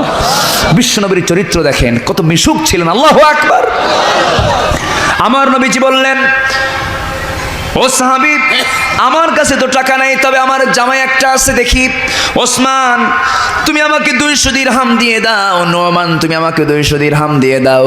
400 দিরহাম জড়ো করে আমার রাসূল বললেন, সাদ রে, এই 400 দিরহাম দিয়ে দিলাম, মদিনার বাজার থেকে বাজার করে আনো, আগামীকালকে দুপুরবেলা তোমার বিয়ে হবে। সেই টাকাগুলো নিয়ে বাজার করতে গেলেন সাদ সুলাইমি, সাদ আল আসওয়াদ সুলাইমি। বাজার করতে গিয়ে বাজার হাতে নিয়েছেন, বাজার করা শুরু করেছেন। এমন সময় সংবাদ চলে এলো, ওরে সাদ, বীর বাজার তো করতে এসেছে, তুমি কি জানো জিহাদের ডাক কিন্তু চলে এসেছে, তুমি কি করবা বলো, কোন প্রস্তাব তুমি গ্রহণ করবে? সাহাবী কালো সাহাবী সাদ মাথা নিচু করে কিছুক্ষণ মনে মনে চিন্তা করতেছে, না হারে দুইটা প্রস্তাব আমার সামনে হাজির, বীর প্রস্তাব আবার জিহাদের প্রস্তাব, কোনটা আমি গ্রহণ করব? মন সাইদুল এটাই মনে মনে চিন্তা করলেন, বীর সুযোগ বারবার জীবনে আসতে পারে, কিন্তু জিহাদের ডাকটা আমার জীবনে নাও আসতে পারে। এই চিন্তা মাথায় নিয়ে বীর বাজার বন্ধ করে সমস্ত বীর কার্যক্রমকে স্থগিত করে তিনি যুদ্ধের জন্য একটা ঘোড়া কিনলেন, একটা তরবারি কিনলেন। টাকা শেষ হয়ে গেল, যুদ্ধে ঝাঁপিয়ে পড়লেন। যুদ্ধ করতে করতে এক পর্যায়ে সাদ দুনিয়া থেকে বিয়ে না করে দুনিয়া থেকে বিদায় হয়ে গেলেন। নবীর কানে সংবাদ চলে গেল, ইয়া রাসূলুল্লাহ, কি সাদ তো দুনিয়া থেকে বিদায় হয়ে গেছে। রাসূল বললেন, সাহাবীরা রে, কোন সাদ দুনিয়া থেকে বিদায় হলো? হুজুর, যে সাদের গতকালকে বিয়ের কথা ছিল। আমার নবীজি আবেগটাকে ধরে রাখতে না পেরে আমার নবীজি দৌড় মেরে সাহাবীর কাছে চলে গেলেন। সাহাবীর কাছে গিয়ে দেখেন সাহাবীর হাত কাটা, পা কাটা, মস্তকটা বিচ্ছিন্ন। মাথার কাছে আমার নবীজি আস্তে করে বসে গেলেন, চুলগুলো গুছায় গুছায় দিলেন। আমার নবীজি কাঁদতেছেন একবার, মুস্কি মুস্কি হাসতেছেন একবার। সাহাবীরা বলেন, ইয়া রাসূলুল্লাহ, আপনি কেন একবার মুস্কি মুস্কি হাসেন, একবার কান্নায় ভেঙে পড়েন, কারণটা কি? রাসূল বলছেন, আমার কারণ হলো কান্না করার, আমি সব কিছু আয়োজন সম্পন্ন করলাম, কিন্তু আমার সাহাবীর দুনিয়াতে বিয়ে করার সুযোগ হলো না। আমার সাহাবী বিয়ে করতে পারলো না, নারী জীবনের স্বাদ সে গ্রহণ করতে পারলো না। আর হাসার কারণ হলো, আমি সাদকে দেখতে পাচ্ছি, আমার সাদ দুনিয়া থেকে বিদায় হওয়ার সঙ্গে সঙ্গে তাকে জান্নাতের হুররা তাকে টানাটানি করে বেহেশতের দিকে নিয়ে চলে যেতেছে। জোরে বলুন সুবহানাল্লাহ। আমার নবীজি বললেন, ও সাহাবীরা, ওই সাহাবীর জানাজা নামাজটা আমি পড়াবো। রাসূল জানাজার দায়িত্ব গ্রহণ করলেন, জানাজা শুরু হয়ে গেল। আমার নবীজি জানাজা পড়ায় দিলেন। এরপর রাসূল বলেন, সাহাবীরা, আমার সাহাবী সাদ কোন ঘোড়া দিয়ে যুদ্ধ করেছে সেই ঘোড়া নিয়ে আসো, কোন তরবারি দিয়ে যুদ্ধ করেছে সেই তরবারি আমার সামনে নিয়ে আসো। ঘোড়ার তরবারি আমার নবীজি তার হাতের মধ্যে নিয়ে বললেন, মদিনার সুন্দরী মেয়েটাকে আমার সামনে হাজির করো, যার সঙ্গে তার বিয়ের কথা ছিল, তাকে নিয়ে আসা হলো। রাসূল বলেন, ও মদিনার সুন্দরী মহিলা, মহিলা হুরে মদিনা শোনো, আজকে যদি আমার কালো সাহাবী সাদ যদি বেঁচে থাকতো তার সঙ্গে তোমার বিয়ে হয়ে যেত, কিন্তু আমার সাহাবী সাদ ঠিকই বাজার করেছে, বিয়ের বাজার নয়, সে করেছে জান্নাতের বাজার। অতএব এই জান্নাতের বাজার ঘোরার তরবারি আমার তরফ থেকে নয়, তার তরফ থেকে আমি তোমাকে হাদিয়া স্বরূপ দিয়ে দিলাম। জোরে কোন সুবহানাল্লাহ। আমার মা, সেই জন্য সব মহব্বত, সমস্ত ভালোবাসা আল্লাহ কেন্দ্রিক করতে হবে, রাসূল কেন্দ্রিক করতে হবে। 5 ওয়াক্ত নামাজ, স্বামীকে দাম দেওয়া, রমজান মাসে রোজা রাখা। ফাতিমার মতো মহিলা জান্নাতের সর্দারিনীর খেতাব পেয়েছেন একমাত্র শ্রেষ্ঠ আমল স্বামীর আনুগত্যের কারণে। জোরে কোন সুবহানাল্লাহ। ফাতিমা রাদিয়াল্লাহু তাআলা আনহা দুনিয়া থেকে বিদায় হয়ে যাবেন, বিদায়ের পূর্ব মুহূর্তে আস্তে করে স্বামীকে ডাক দিয়ে বলছেন, স্বামী গো, আমার বাপের কথা মতো আমি মনে হয় বাঁচবো না, আমি দুনিয়া থেকে বিদায় হয়ে যাব, শরীরটা খুব খারাপ যাচ্ছে আমার। খুব কম বয়সে তিনি দুনিয়া থেকে বিদায় নিয়েছেন। হাসান হোসেনকে ছোট অবস্থায় রেখেই দুনিয়া থেকে তিনি বিদায় হন। ফাতিমা স্বামীকে ডাক দিয়ে বলছেন, স্বামী গো, আমি দুনিয়া থেকে বিদায় হয়ে যাব, আমি আপনাকে কিছু কথা বলে যেতে চাই, আমার যদি কোনো বেয়াদবি হয়ে যায় আপনি আমাকে দয়া করে মাফ করে দিয়েন। এই কথা বলে এবার ফাতিমা রাদিয়াল্লাহু আনহা স্বামীকে ডাক দিয়ে বলছেন, স্বামী, আমার জানাজার নামাজের জন্য কাউকে আপনি ডাকবেন না, দিনে মারা গেলে কাউকে সংবাদ দিবেন না, প্রতিবেশীও যেন না জানে, কারণ আমার মৃত্যুর সংবাদ জানলে পরে হাজার হাজার মানুষের সমাগম হবে, আমার জানাজা পড়তে আসবে, আমাকে দেখতে না পারলেও কতটুকুন লম্বা, কতটুকুন খাটো, কতটুকুন চিকন, কতটুকুন মোটা আমার পর্দার খেলাফ হয়ে যাবে। আমাকে আপনি দিনের বেলা মারা গেলে পরে গোপন করে রাত্রেবেলা জানাজা দিয়ে দিবেন, আপনি কয়েকজনকে ডাক দিয়ে আমার সবকিছু আয়োজন সম্পন্ন করে দিবেন, আর আমার স্বামী গো, আমার যদি কোনো ভুল হয়ে যায় আপনি আমাকে মাফ করে দিবেন। এই কথা বলে দুনিয়া থেকে বিদায় হয়ে গেলেন। গভীর রাত্রি, কেউ জানে না, শুধু বাড়িতে পুরুষ মানুষ 3 জন, হাসান হোসেন এবং হযরত আলী রাদিয়াল্লাহু আনহু, খাটনি ধরার মানুষটা পর্যন্ত নাই। আবু যার গাফারি রাতের বেলা ঘুমিয়ে পড়েছেন। আবু যার গাফারিকে আল্লাহ আমার রাসূল স্বপ্নের মধ্যে দেখা দিলেন, ওরে আবু যার গাফারি, ঘুম থেকে উঠো, আমার কলিজার টুকরা ফাতিমা আমার মেহমান হয়ে আমার কাছে আসতেছে, আমার কাছে আসতেছে, তাড়াতাড়ি যাও। আবু যার গিফারি রাদিয়াল্লাহু তাআলা আনহু ঘুম থেকে জাগা পেয়ে কাঁদতে কাঁদতে চললেন আলীর বাড়ির দিকে। দরজায় ডাক দিলেন, আলী দরজা খুললেন, বলছেন, ভাই আবু যর, তোমাকে কে সংবাদটা দিল? আবু যর বলছেন, ভাই রে, রাসূল আমাকে আসতে বলেছেন, রাসূল আমাকে আসতে বলেছেন, সেই জন্য আসছি। এই কথা বলার পরে 4 জন মিলে তার লাশটা বাইরে বের করে সম্পূর্ণ করলেন। এরপর আবু যর বললেন, ভাই, আমি কবরটা খনন করতে যাই। কবর খনন করতে গেছেন, কবর খনন করতে যায়া কবরের দিকে তাকিয়ে আছেন। কবর খনন করতে করতে কবর খননটা শেষ হয়ে গেল। কবরকে লক্ষ্য করে বলছেন, কবর, এই কবরের সবাই তো আসে, কিন্তু আজকে যে আসবে সে কিন্তু সাধারণ কোনো মানুষ না। আজকে যে কবরে আসবে তিনি হলেন আমার নবীজির রক্ত, আমার নবীজির ব্লাড, আমার নবীজির কলিজার টুকরা, আমার নবীজির আদরের দুলালি ফাতিমা। কবর রে, খবরদার, এই মহিলার সঙ্গে যেন বিন্দু পরিমাণ কোনো বেয়াদবি না হয়। এই কথা বলার সঙ্গে সঙ্গে, এই কথা উচ্চারণ করার সঙ্গে সঙ্গে কবর থেকে মানুষের মতো আওয়াজ বের হয়ে বলতেছে, ওরে আবু যর, প্রশ্ন যখন করলে জবাবটা শোন, আমি কবর, আমি কাউরে চিনি না, আমি কাউকে চিনি না। আমার জায়গা হলো দারুণ কঠিন জায়গা। আমল যদি মজবুত হয়ে যায় আমার সুন্দর আচরণ পাবি, আর আমল যদি খারাপ হয় এক প্রান্তের মাটি অপর প্রান্তে চলে যাবে, অপর প্রান্তের মাটি অপর প্রান্তে চলে গিয়ে সব হাড় গোড়গুলোকে মাটির সঙ্গে একাকার করে দেওয়া হবে। এরপরে সেই আবু যর গিফারি ওই কবরস্থান থেকে যে উঠে আসলেন, কোনোদিন তিনি সাংসারিক জীবনে স্বাভাবিকভাবে জীবনযাপন করতে পারেন নাই। আমার মা, সেই জন্য আপনাকে বুঝতে হবে, এই ক্ষণিকের জীবনটা পাড়ি দিতে হবে, ইসলামকে সামনে রেখে পর্দায় থাকার চেষ্টা করবেন। এই সমস্ত কাজগুলো যদি আজকের সমাজের প্রত্যেকটা মহিলার ভিতরে থাকতো, ধর্ষণকে আমরা খুঁজে পেতাম নাকি? জেনার কোনো পরিবেশ থাকতো নাকি? এই জন্য আল্লাহর আইন মানলে কল্যাণ ন কল্যাণ, কল্যাণ নাও কল্যাণ। যারা বলে বোরকা পরার দরকার নাই, বোরকা হলো জঙ্গির পোশাক, তার হচ্ছে শয়তান। আজ থেকে আবার না, যেরকম ঠিক কিনা? সেই দিন টেলিভিশন টক শোতে এক মহিলা বলেছে যে বোরকা হলো এই দেশের জঙ্গিদের পোশাক, আর শাড়ি হলো বাঙালি জাতির পোশাক। সম্পূর্ণ ভিত্তিহীন বানোয়াট কথা, ওদেরকে ঝাঁটা বেটা করা দরকার। বোরকা হচ্ছে নারীদের সোশ্যাল সিকিউরিটি। বোরকা পরলে মেয়েদের সম্মানেতে কমে না বাড়ে? আসতে বলবেন না, সম্মান কমে না বাড়ে? মা অবশ্যই ঢিলা ঢালা, একটু ঢিলা ঢালা বোরকা পরতে হবে। এখন তো আবার স্টাইল বের হয়েছে, এমন বোরকা পরে, বোরকার গায়ে আবার আয়না লাগানো। আয়না এই বোরকা আপনি পরবেন কেন? এই জাতীয় বোরকা আপনি পড়তে পারবেন না। আপনাকে পড়তে হবে ঢিলা ঢালা এবং মার্জিত কালো কালারের এক জাতীয় কালার বোরকা আপনাকে পড়তে হবে। আল্লাহ পাক মাদেরকে কবুল করুন, জোরে বলি আমিন, আরো জোরে আমিন। আমরা কি কেউ জাহান্নামে যেতে চাই? কেউ কি জাহান্নামে যেতে চাই? যেতে চাই কোথায়? জান্নাতে। তাহলে এক নম্বর কাজ, আমরা নামাজ পড়বো কয় ওয়াক্ত? আসতে বলবেন না, কয় ওয়াক্ত? 5 ওয়াক্ত নামাজ পড়বেন। কার একটু হাত তুলে দেখান তো দেখি, বলুন হে আল্লাহ, আরো জোরে হে আল্লাহ, আমাদেরকে ফজর, জোহর, আসর, মাগরিব, এশা 5 ওয়াক্ত সালাত আদায় করার তৌফিক তুমি আল্লাহ দিয়া দাও। জোরে বলি আমিন, আরো জোরে আমিন, আরো জোরে আমিন। হাত নামান। কষ্ট হলো? কষ্ট হলো? কষ্ট পাননি তো? আল্লাহ পাক আমাদের সবার হাতকে কবুল করুন, জোরে বলি আল্লাহুম্মা আমিন। নামাজ কার হক? আসতে বলবেন, নামাজ কার হক? নামাজ কি গন্ডগোল শেখে না ভ্রাতৃত্ব শেখায়? আজকে নামাজ আমরা পড়ছি কিন্তু আমার মায়ানমারের মুসলমানরা মার খাচ্ছে, এটা কি ভ্রাতৃত্বের লক্ষণ? মায়ানমারের মুসলমানদের জন্য কাজ করার দরকার আছে না নাই? মায়ানমারের মুসলমানদেরকে পাখির বাচ্চার মতো গুলি করতেছে সামরিক জান্তা মায়ানমারের। আমার মা বোনদেরকে ধরে নিয়ে তাদেরকে ধর্ষণ করে টুকরো টুকরো করে নদীতে ভাসায় দিচ্ছে। আমার সম্মানিত ভাইয়েরা, মুসলিম জাতি হলো একটা দেহের মতো। আল মুসলিম আখুল মুসলিম, লা ইউযলিমহু ওয়া লা ইসলিমহু। আমার মুসলমান ভাই পৃথিবীর যে প্রান্তেই মার খাক না কেন, আমার অবশ্যই ব্যতীত হওয়ার প্রয়োজন আছে না নাই? তার জন্য কিছু করার প্রয়োজন আছে না নাই?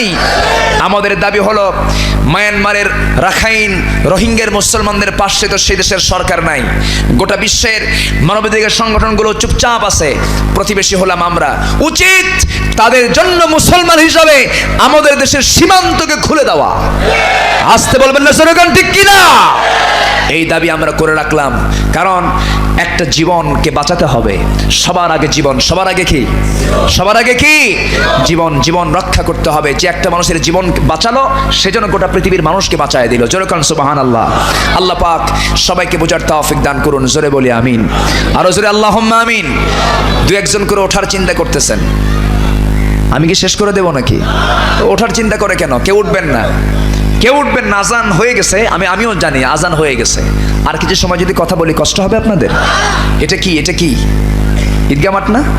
তো এখানে নামাজ হবে, সমস্যা কোথায়? এখানে নামাজ হবে, কেউ যাবেন না। এই ওঠার সিলসিলা শুরু হলে, যেরকম তসবির একটা দানা ছিললে কি হয়? তসবির একটা দানা ছিললে কি হয়? একটা ছিললে সব বের হয়ে আসে। তো আপনি যখন ওঠার নেতৃত্ব দিবেন, তখন আপনাকে দেখে আরেকজন উঠবে। অতএব কেউ আমরা উঠবো না, একটা মানে ব্যক্তি যেন আমরা ওঠার দুঃসাহস না করি। আমরা সবাই এখান থেকে চতুর্দিকে প্রাচীর দেওয়া, সেই পিছনে দরজা লাগাই দেন, দেখি কোন দিক দিয়ে যায়, দেন লাগায়। কেউ যাবেন না, সবাই বসবেন। আমরা শেষ মোনাজাত করে আমরা এখান থেকে নামাজ পড়ে বিদায় হব। জোরে বলি ইনশাআল্লাহ, আর জোরে বলি ইনশাআল্লাহ। এরকম জায়গাতে খুব কমই পাওয়া যায়। যাবেন কই? সব দিক থেকে প্রাচীর, মাঝখানে একটা দরজা আছে। আমরা কেউ যাব না, ভাববে না যে আমরা জেলখানায় বন্দী হয়ে থাকবো, তাও না। আমরা সঠিক সময় শেষ করব। জোরে বলি ইনশাআল্লাহ। জাহান্নামে যেতে হলে জাহান্নামীরা কয়টা কাজ করেছিল? 4টা কাজ। 1 নম্বর হলো নামাজ পড়ে নাই, আমরা নামাজ পড়বো। জোরে বলি ইনশাআল্লাহ। এটা কার হক? আসতে বলবেন না, কার হক? আল্লাহর হক। নাম্বার 2 কি? অনেক লম্বা কথা, অনেক বিস্তারিত কথা ছিল, কিন্তু সময় তো খুব অল্প। 2 নম্বরে শুনুন, আল্লাহ রাব্বুল আলামিন বলেন, ক্বালু লাম নাকু মিনাল মুসাল্লিন ওয়া লাম নাকু নুতঈমুল মিসকিন ওয়া কুন্না নাখুদু মা'আল খাইদিন ওয়া কুন্না নুকাযযিবু বিয়াউমিদ্দিন। জোরে বলুন আল্লাহু আকবার। নাম্বার 2 হলো বান্দার হক। আমরা দুনিয়ার জিন্দেগিতে যাকাত আদায়ের উপযুক্ত ছিলাম, কিন্তু যাকাত দেই নাই। যাকাত না দেওয়ার মতো লোক আমার দেশে আছে না নাই? বহু মুসলমান আছে না নাই? বলেন। যাকাত যদি সবাই দিত, যাকাত যদি রাষ্ট্রীয় পর্যায়ে যদি কায়েম হয়ে যেত, আমার দেশে একটা গরিবও খুঁজে পাওয়া যেত না। এটা কার কথা? আসতে বলবেন না কার কথা? এই জমিনটা কার? ওই আকাশটা কার? ওই সূর্যটা কার?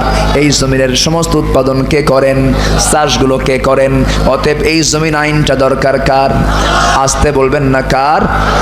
এই জমিন আল্লাহর আইন প্রতিষ্ঠার জন্য সাহাবীরা যেমন, আল্লাহর নবীরা যেমন বুকের তাজা প্রাণটাকে ঢেলে দিয়েছেন, জানমাল কোরবান করে দিয়েছেন, সেই জানমালের বাজি রেখে আল্লাহর জমিনে দিন কায়েমের জন্য সবাইকে আমরা কাজ করতে রাজি আছি নাকি? সবাইকে রাজি আছেন? আল্লাহর জমিন আল্লাহর দিন কায়েমের জন্য বুকের তাজা প্রাণ ঢেলে দিতে রাজি আছেন? কারা কারা দুই হাত উঁচু করে দেখা।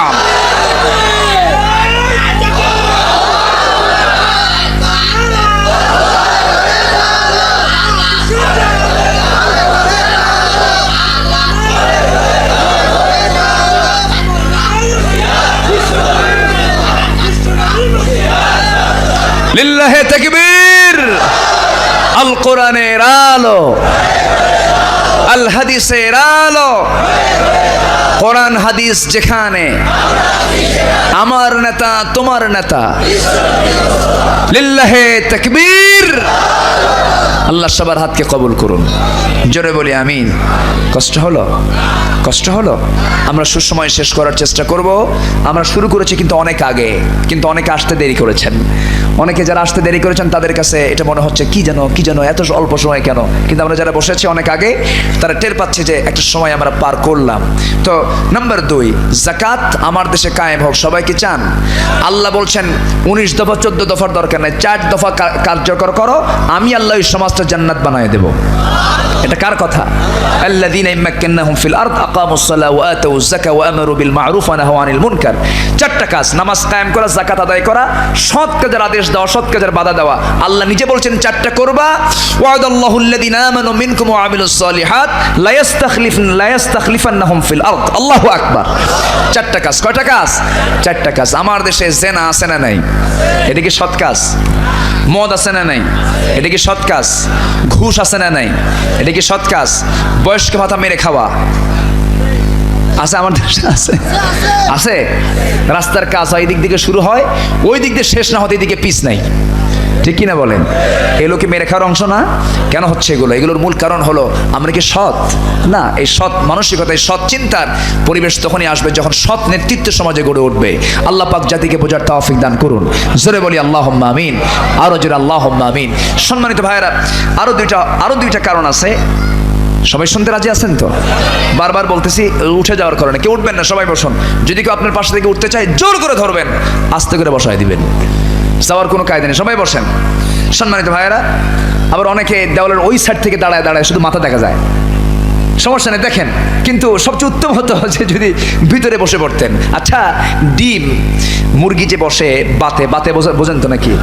বাতে যে বসে, আচ্ছা, যে ডিম মুরগির মানে এরিয়ার ভিতরে, মানে সে যে তাপটা দেয়, তাপের বাইরে থাকলে সেই ডিম কি ভালো থাকে না পচা হয়? কি হয় কণ্ঠ? তো মাহফিলের সৌন্দর্য, মাহফিলের যে মূল রস আমরা পাবো ভিতরে, বাইরে কি ওটার কি আছে কিছু কণ্ঠ? তো বাইরে থাকেন কেন?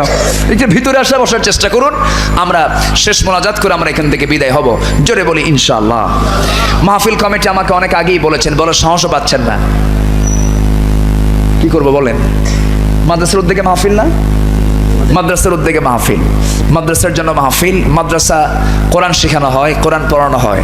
মাদ্রাসার জন্য আমি 3টি দোয়া চাই, 3টে কাজ আমি আপনাদের কাছ থেকে চাই। 1 নম্বর কাজ হলো সবাই দোয়া করবেন। সবাইকে দোয়া করবেন? সবাই দোয়া করবেন মাদ্রাসার জন্য বন্ধ হয়ে যায়। কি দোয়া করবেন? দোয়া তো 2টা আছে। আল্লাহ যেন মাদ্রাসাকে উন্নয়ন করে। জোরে বলি আল্লাহুম্মা আমিন। উন্নতি যেন হয়। নাম্বার 2, নিজের সন্তানকে দিতে হবে। জোরে বলি ইনশাআল্লাহ। সন্তানকে দেব। রিজিকের দায়িত্ব কার? কখনো ভাববেন না যে সন্তান মাদ্রাসায় দিলে পরে কি করে খাবে।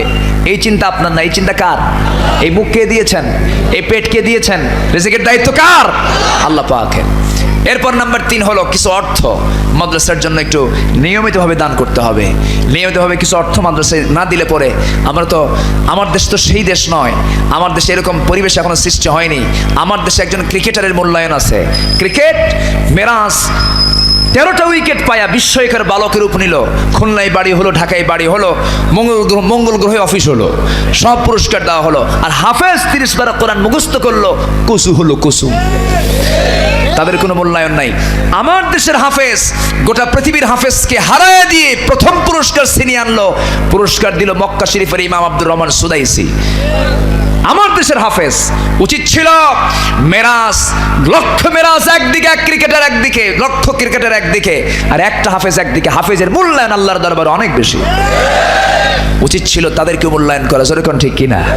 তো মাদ্রাসায় ছাত্ররা পড়াশোনা করে, তারা কোরআন মুখস্থ করে। কোরআন কার? আসতে বলুন, কোরআন কার? এই কোরআনের সঙ্গে যাদের সম্পর্ক, তাদের সঙ্গে আমাদের সম্পর্ক রাখতে হবে। আল্লাহ কবুল করুন, জোরে বলি আল্লাহুম্মা আমিন।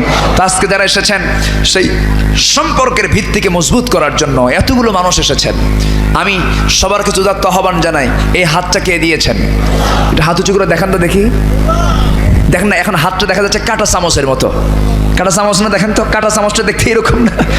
দুনিয়ার কাঁটা চামচ নড়ে না, চড়ে না, কিন্তু এই কাঁটা চামচ সব দিকে নড়ে। সুবহানাল্লাহ বলেন।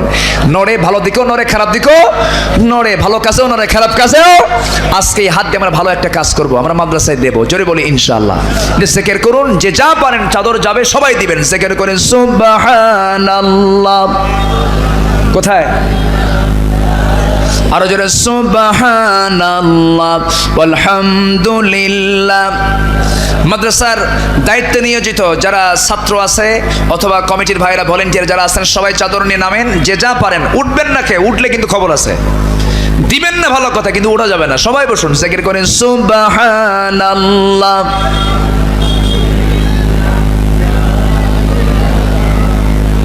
আরো জোরে সুবহানাল্লাহ আলহামদুলিল্লাহ লা ইলাহা। আরো জোরে লা ইলাহা। চাদর কম হলো তো, উচিত ছিল নিম্নে 50 জন বের হওয়া। জিকির করে সুবহানাল্লাহ আলহামদুলিল্লাহ। প্রিপারেশন হতো না। লোক কোথায়? কই লোক? না, আরো জোরে লা ইলাহা। আমার মা বোনদের ভিতর থেকে যে যা পারেন সবাই দিবেন। জিকির করে আল্লাহ আল্লাহ আল্লাহু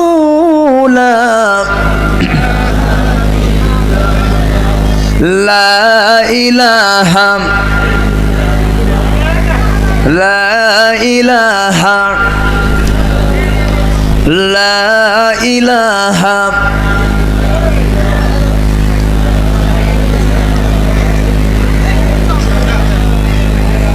বসেন। আরো জোরে লা ইলাহা সুবহানাল্লাহ। যদি কেউ না দিতে পারেন কোনো দুঃখ নাই, কিন্তু একটু বসে থাকুন, আমরা মাহফিলের সৌন্দর্য রক্ষা করে জিকির করে আল্লাহ আল্লাহ আল্লাহ আল্লাহ লা ইলাহা সুবহানাল্লাহ আলহামদুলিল্লাহ। আরো জোরে লা ইলাহা সুবহানাল্লাহ আলহামদুলিল্লাহ। আরো জোরে লা ইলাহা সুবহানাল্লাহ আলহামদুলিল্লাহ।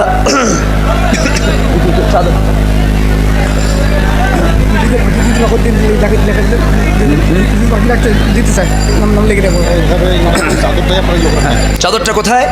চাদর চাদর চাদর চলে যাচ্ছে। যে যা পারেন সবাই আমরা দেব। আর যারা বিশেষ মেহমান আছেন, যারা বিশেষ আমন্ত্রিত মেহমান আছেন, যারা তারা যদি কেউ কোনো অদা অথচ প্রতিশ্রুতি বিশেষ যদি কোনো দান করতে চান, এখানে ঘোষণা দিতে পারেন। আমরা সবার জন্য দোয়া করবো। জিকির করেন সুবহানাল্লাহ আলহামদুলিল্লাহ। কেউ নাই তো, ওই যে গরম পানিটা দেন। আরো জোরে লা ইলাহা ইল্লাল্লাহ সুবহানাল্লাহ। গেটে একটা লোক রাখতে বলে, চাদর নিজানো থাকে, চলে গেলেও তারা দিয়ে যাবে। আরো জোরে লা ইলাহা সুবহানাল্লাহ ওয়ালহামদুলিল্লাহ। ভাই দয়া করে কেউ যাবেন না, আমি দোয়া করবো তো, আমি আল্লাহর কাছে চাইবো, আমি মাজলুম, আমি মুসাফির, এখানে অনেক অনেক মাজলুম মুসাফির আছেন, সবাই মিলে আমরা কার কাছে দোয়া চাই? আল্লাহর কাছে। সবাই বসুন, কেউ যাবেন না, সবাই বসুন, সবাই বসে পড়ুন। এতক্ষণ থাকলাম, আর কিছুক্ষণ থাকলে কি হবে? সবাই বসুন, জিকির করি আল্লাহ আল্লাহ আল্লাহ আল্লাহ লা ইলাহা লা ইলাহা ইল্লাল্লাহ মুহাম্মাদুর রাসূলুল্লাহ সাল্লাল্লাহু আলাইহি ওয়াসাল্লাম। সম্মানিত দিনী ভাইরা, সবাই বসে পড়ুন। চাদর চলে আসছে প্রায়, চাদর আসলে আমরা দোয়ার দিকে চলে যাব। অনেক মা বোন যারা এসেছেন, আপনারা সবাই আজকে দান করবেন, আপনাদের চাদরটা পৃথক থাকবে। দেখবো আমরা পুরুষের চাইতে মেয়েরা ফার্স্ট হয় কিনা, মেয়েরা দানে ফার্স্ট হয়ে যায়, আলহামদুলিল্লাহ। আল্লাহ পাক মাদেরকে বেশি বেশি করে দান করার তৌফিক দান করুন। সবাই দেন, কেউ না দিয়া এখান থেকে যাবেন না, সবাই দয়া করে কম বেশি দিবেন। আর যদি কেউ লিখে দিতে চান, এখানে নামটা লিখে দিয়ে যেতে পারবেন। আল্লাহ পাক সবাইকে আন্তরিকতা নিয়ে দেওয়ার তৌফিক দান করুন, জোরে বলি আল্লাহুম্মা আমিন। আচ্ছা সবাই বসুন। একটা চাদরে এই এখানে না ঢেলে দিয়ে এখানে একটা চাদরের ভরে রাখেন, এটা কেন চাদরে রাখেন? এরকম এলোমেলো করে রাখার কি দরকার? সবাই রেখে দেন। হ্যাঁ, কি চাদরে এতগুলো চাদর, এত চাদর গেল কই? পিছনে আবার নিয়ে গেল না তো আবার কেউ? আচ্ছা দেখেন, এখানে দিয়ে যাক সবাই। এটা কি এখন সময়?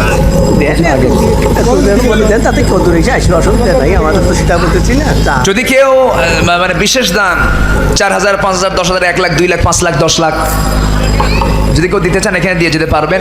আমরা তাদের নামে বিশেষভাবে দোয়া করব। সিমেন্ট, রড, আমি তো এরকম কালেকশন করতে পারিও না, আমি এটার জন্য ফিট না খুব একটা। এটার জন্য কিছু কিছু সকাল বিকাল তুফানি আছে, বুঝলেন? মানে এমন ওয়াজ শুরু করে সারাদিন ওয়াজ পুরায় না, তারা পারে। আমার তো এই অভ্যাসটা খুব কম। তো যদি কেউ পারেন, এত লম্বা কথা নয়, যে যা পারবেন। আমার মনে হয় বিশেষ করে এই গ্রামের মানুষের উপরে হক মাদ্রাসার কম না বেশি বলেন তো?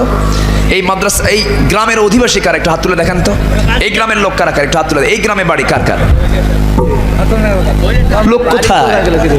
এই গ্রামের লোক কই? কই দেখি না, কোথায় লোক? সামনে তো না। আচ্ছা ঠিক আছে, আমরা গ্রামবাসীর জন্য দোয়া করি। আল্লাহ পাক গ্রামবাসীকে মাদ্রাসাকে বুকে নিয়ে, মাদ্রাসাকে কোলের মধ্যে নিয়ে মাদ্রাসার প্রতি খেয়াল রাখার তৌফিক দান করুন, জোরে বলি আল্লাহুম্মা আমিন। যারা যদি বিশেষ যদি কিছু দিতে চান, খাতায় নামটা লিখে দিয়ে যেতে পারবেন। আমরা সবার জন্য দোয়া করি, আল্লাহ পাক সবার দানকে কবুল করুন, জোরে বলি আল্লাহুম্মা আমিন। আমরা দোয়ার দিকে যাব, আর 2-3 মিনিট সময় দিলাম। যদি কেউ দিতে চান, সিমেন্টের দরকার, রডের দরকার, বিভিন্ন আইটেমের দরকার। কম হয়ে গেল তো, আব্বু আম্মু তো 200 টাকা দেন। আজ ছোট মানুষ দিয়েছে 100 টাকা, জোরে বলি আলহামদুলিল্লাহ। আল্লাহ কবুল করুন, নেক নিয়ত মঞ্জুর করুন, আব্বা আম্মাকে মাফ করুন, জোরে বলি আল্লাহুম্মা আমিন। এরকম যদি কেউ নগদ যদি কেউ দিতে চান, নগদ কিংবা বাকিও যদি কেউ দিতে চান দিতে পারবেন। সবাই এখানে নামটা লিখে দিয়ে যাবেন। সম্মানিত ভাইরা, আসুন আমরা এখন একটু জিকির করি। সুবহানাল্লাহ ওয়ালহামদুলিল্লাহ। আরো জোরে লা ইলাহা লা ইলাহা লা ইলাহা ইল্লাল্লাহ মুহাম্মাদুর রাসূলুল্লাহ সাল্লাল্লাহু আলাইহি ওয়াসাল্লাম। কোথায় কোথায়? আপনাদের আগে একটা ওয়াজে সেটাই কারেকশনের সময় আছে, সেটা তো ওভার কাট করেছে। সম্মানিত ভাইয়েরা, আজান হয়ে গেছে, আমরা দেরি করব না। যতটুকু হয়েছে বলি আলহামদুলিল্লাহ, আরো জোরে বলি আলহামদুলিল্লাহ। আসুন আমরা দোয়া করব। দোয়ার আগে একটা ঘোষণা আছে। অনেকে আমাদেরকে প্রশ্ন করেন, বিভিন্ন প্রশ্ন, কুফুর কাকে বলে, বেদাত কি, বিভিন্ন প্রশ্ন আমাদের স্টেজে করা হয়। সেই প্রশ্নগুলোকে এক জায়গায় করে আমি একটা বইয়ের সংকলন করেছি। সেই প্রশ্নের জবাবগুলো আমি দিয়েছি। ইসলামিক নলেজ, মুসলিম জীবনের গুরুত্বপূর্ণ জিজ্ঞাসা এবং তার জবাব। যদি কেউ নিতে চান, মনোযোগের পর স্টেজ থেকে একটা প্রকাশনী এসেছে, যদি কেউ নিতে চান এটা সংগ্রহ করতে পারবেন। গুরুত্বপূর্ণ জিজ্ঞাসা এবং তার জবাব 50 টাকা দিয়ে স্টেজ থেকে আপনারা মনোযোগের পর সংগ্রহ করতে পারবেন। তো সম্মানিত ভাইয়েরা, আমরা এখন দোয়া করি। আজান হয়ে গেছে আরো আধা ঘন্টা আগে। আমরা এখন চাইবো কার কাছে? কাছে। আসতে বলবেন না, কার কাছে চাইবো? সবাই বলুন, হে আল্লাহ, আমার জীবনের সাগীরা কবীরা, ছোট বড় সব গুনাহ তুমি আল্লাহ মাফ করে দাও। জোরে বলুন ইয়া রাব্বাল আলামিন, আর জোরে বলুন ইয়া রাব্বাল আলামিন। সবাই নামাজের সুরতে বসেন। আল্লাহুম্মা আমিন। রব্বানা যালামনা أنفسنا وإن لم تغفر لنا وترحمنا لنكونن من الخاسرين। আল্লাহ তাআলা এই গধূলি বেলা কর্মব্যস্ততা মুহূর্ত, বহু কাজ, বহু ব্যস্ততায় বহু মানুষ বাইরে আছে। তোমার বান্দাগুলো সব ব্যস্ততা কেটে ওঠে, স্থগিত করে তোমার কোরআন শোনার জন্য ব্যস্ত হয়ে পড়েছে। গুনার দিকে নজর না দিয়া বান্দা মনে করে তামাম জিন্দেগির গুনাহগুলো মাফ করে দাও। দুটি হাত যখন তুলে রাখি আব্বা আম্মার কথা মনে পড়ে যায়। আমাদের মাঝ থেকে যাদের আব্বা আম্মা দুনিয়া থেকে বিদায় হলেন, জিন্দেগির গুনাহগুলো মাফ করো, কবরগুলোকে জান্নাতের টুকরা বানাইয়া দাও।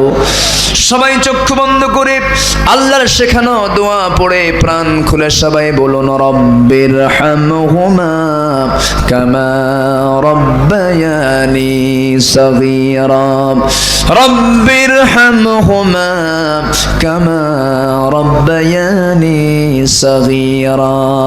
আল্লাহ তাআলা বিশেষ করে এই মাহফিলের আয়োজন যারা করলেন আর শোনার জন্য কষ্ট করে যারা আসলেন, বিনিময়ে কাল কিয়ামতের কঠিন ময়দানে যেদিন পিতা তার পুত্রকে চিনবে না, মা তার সন্তানকে বলে যাবে, যেদিন মানুষ কাঁদতে কাঁদতে চোখের পানিগুলো ফুরে যাবে, চোখ থেকে রক্ত বের হওয়া শুরু হয়ে যাবে, সেই কঠিন মুসিবতের দিনে মাহফিল আমাদের সবার জন্য নাজাতের মাধ্যম বানায় দিও আল্লাহ।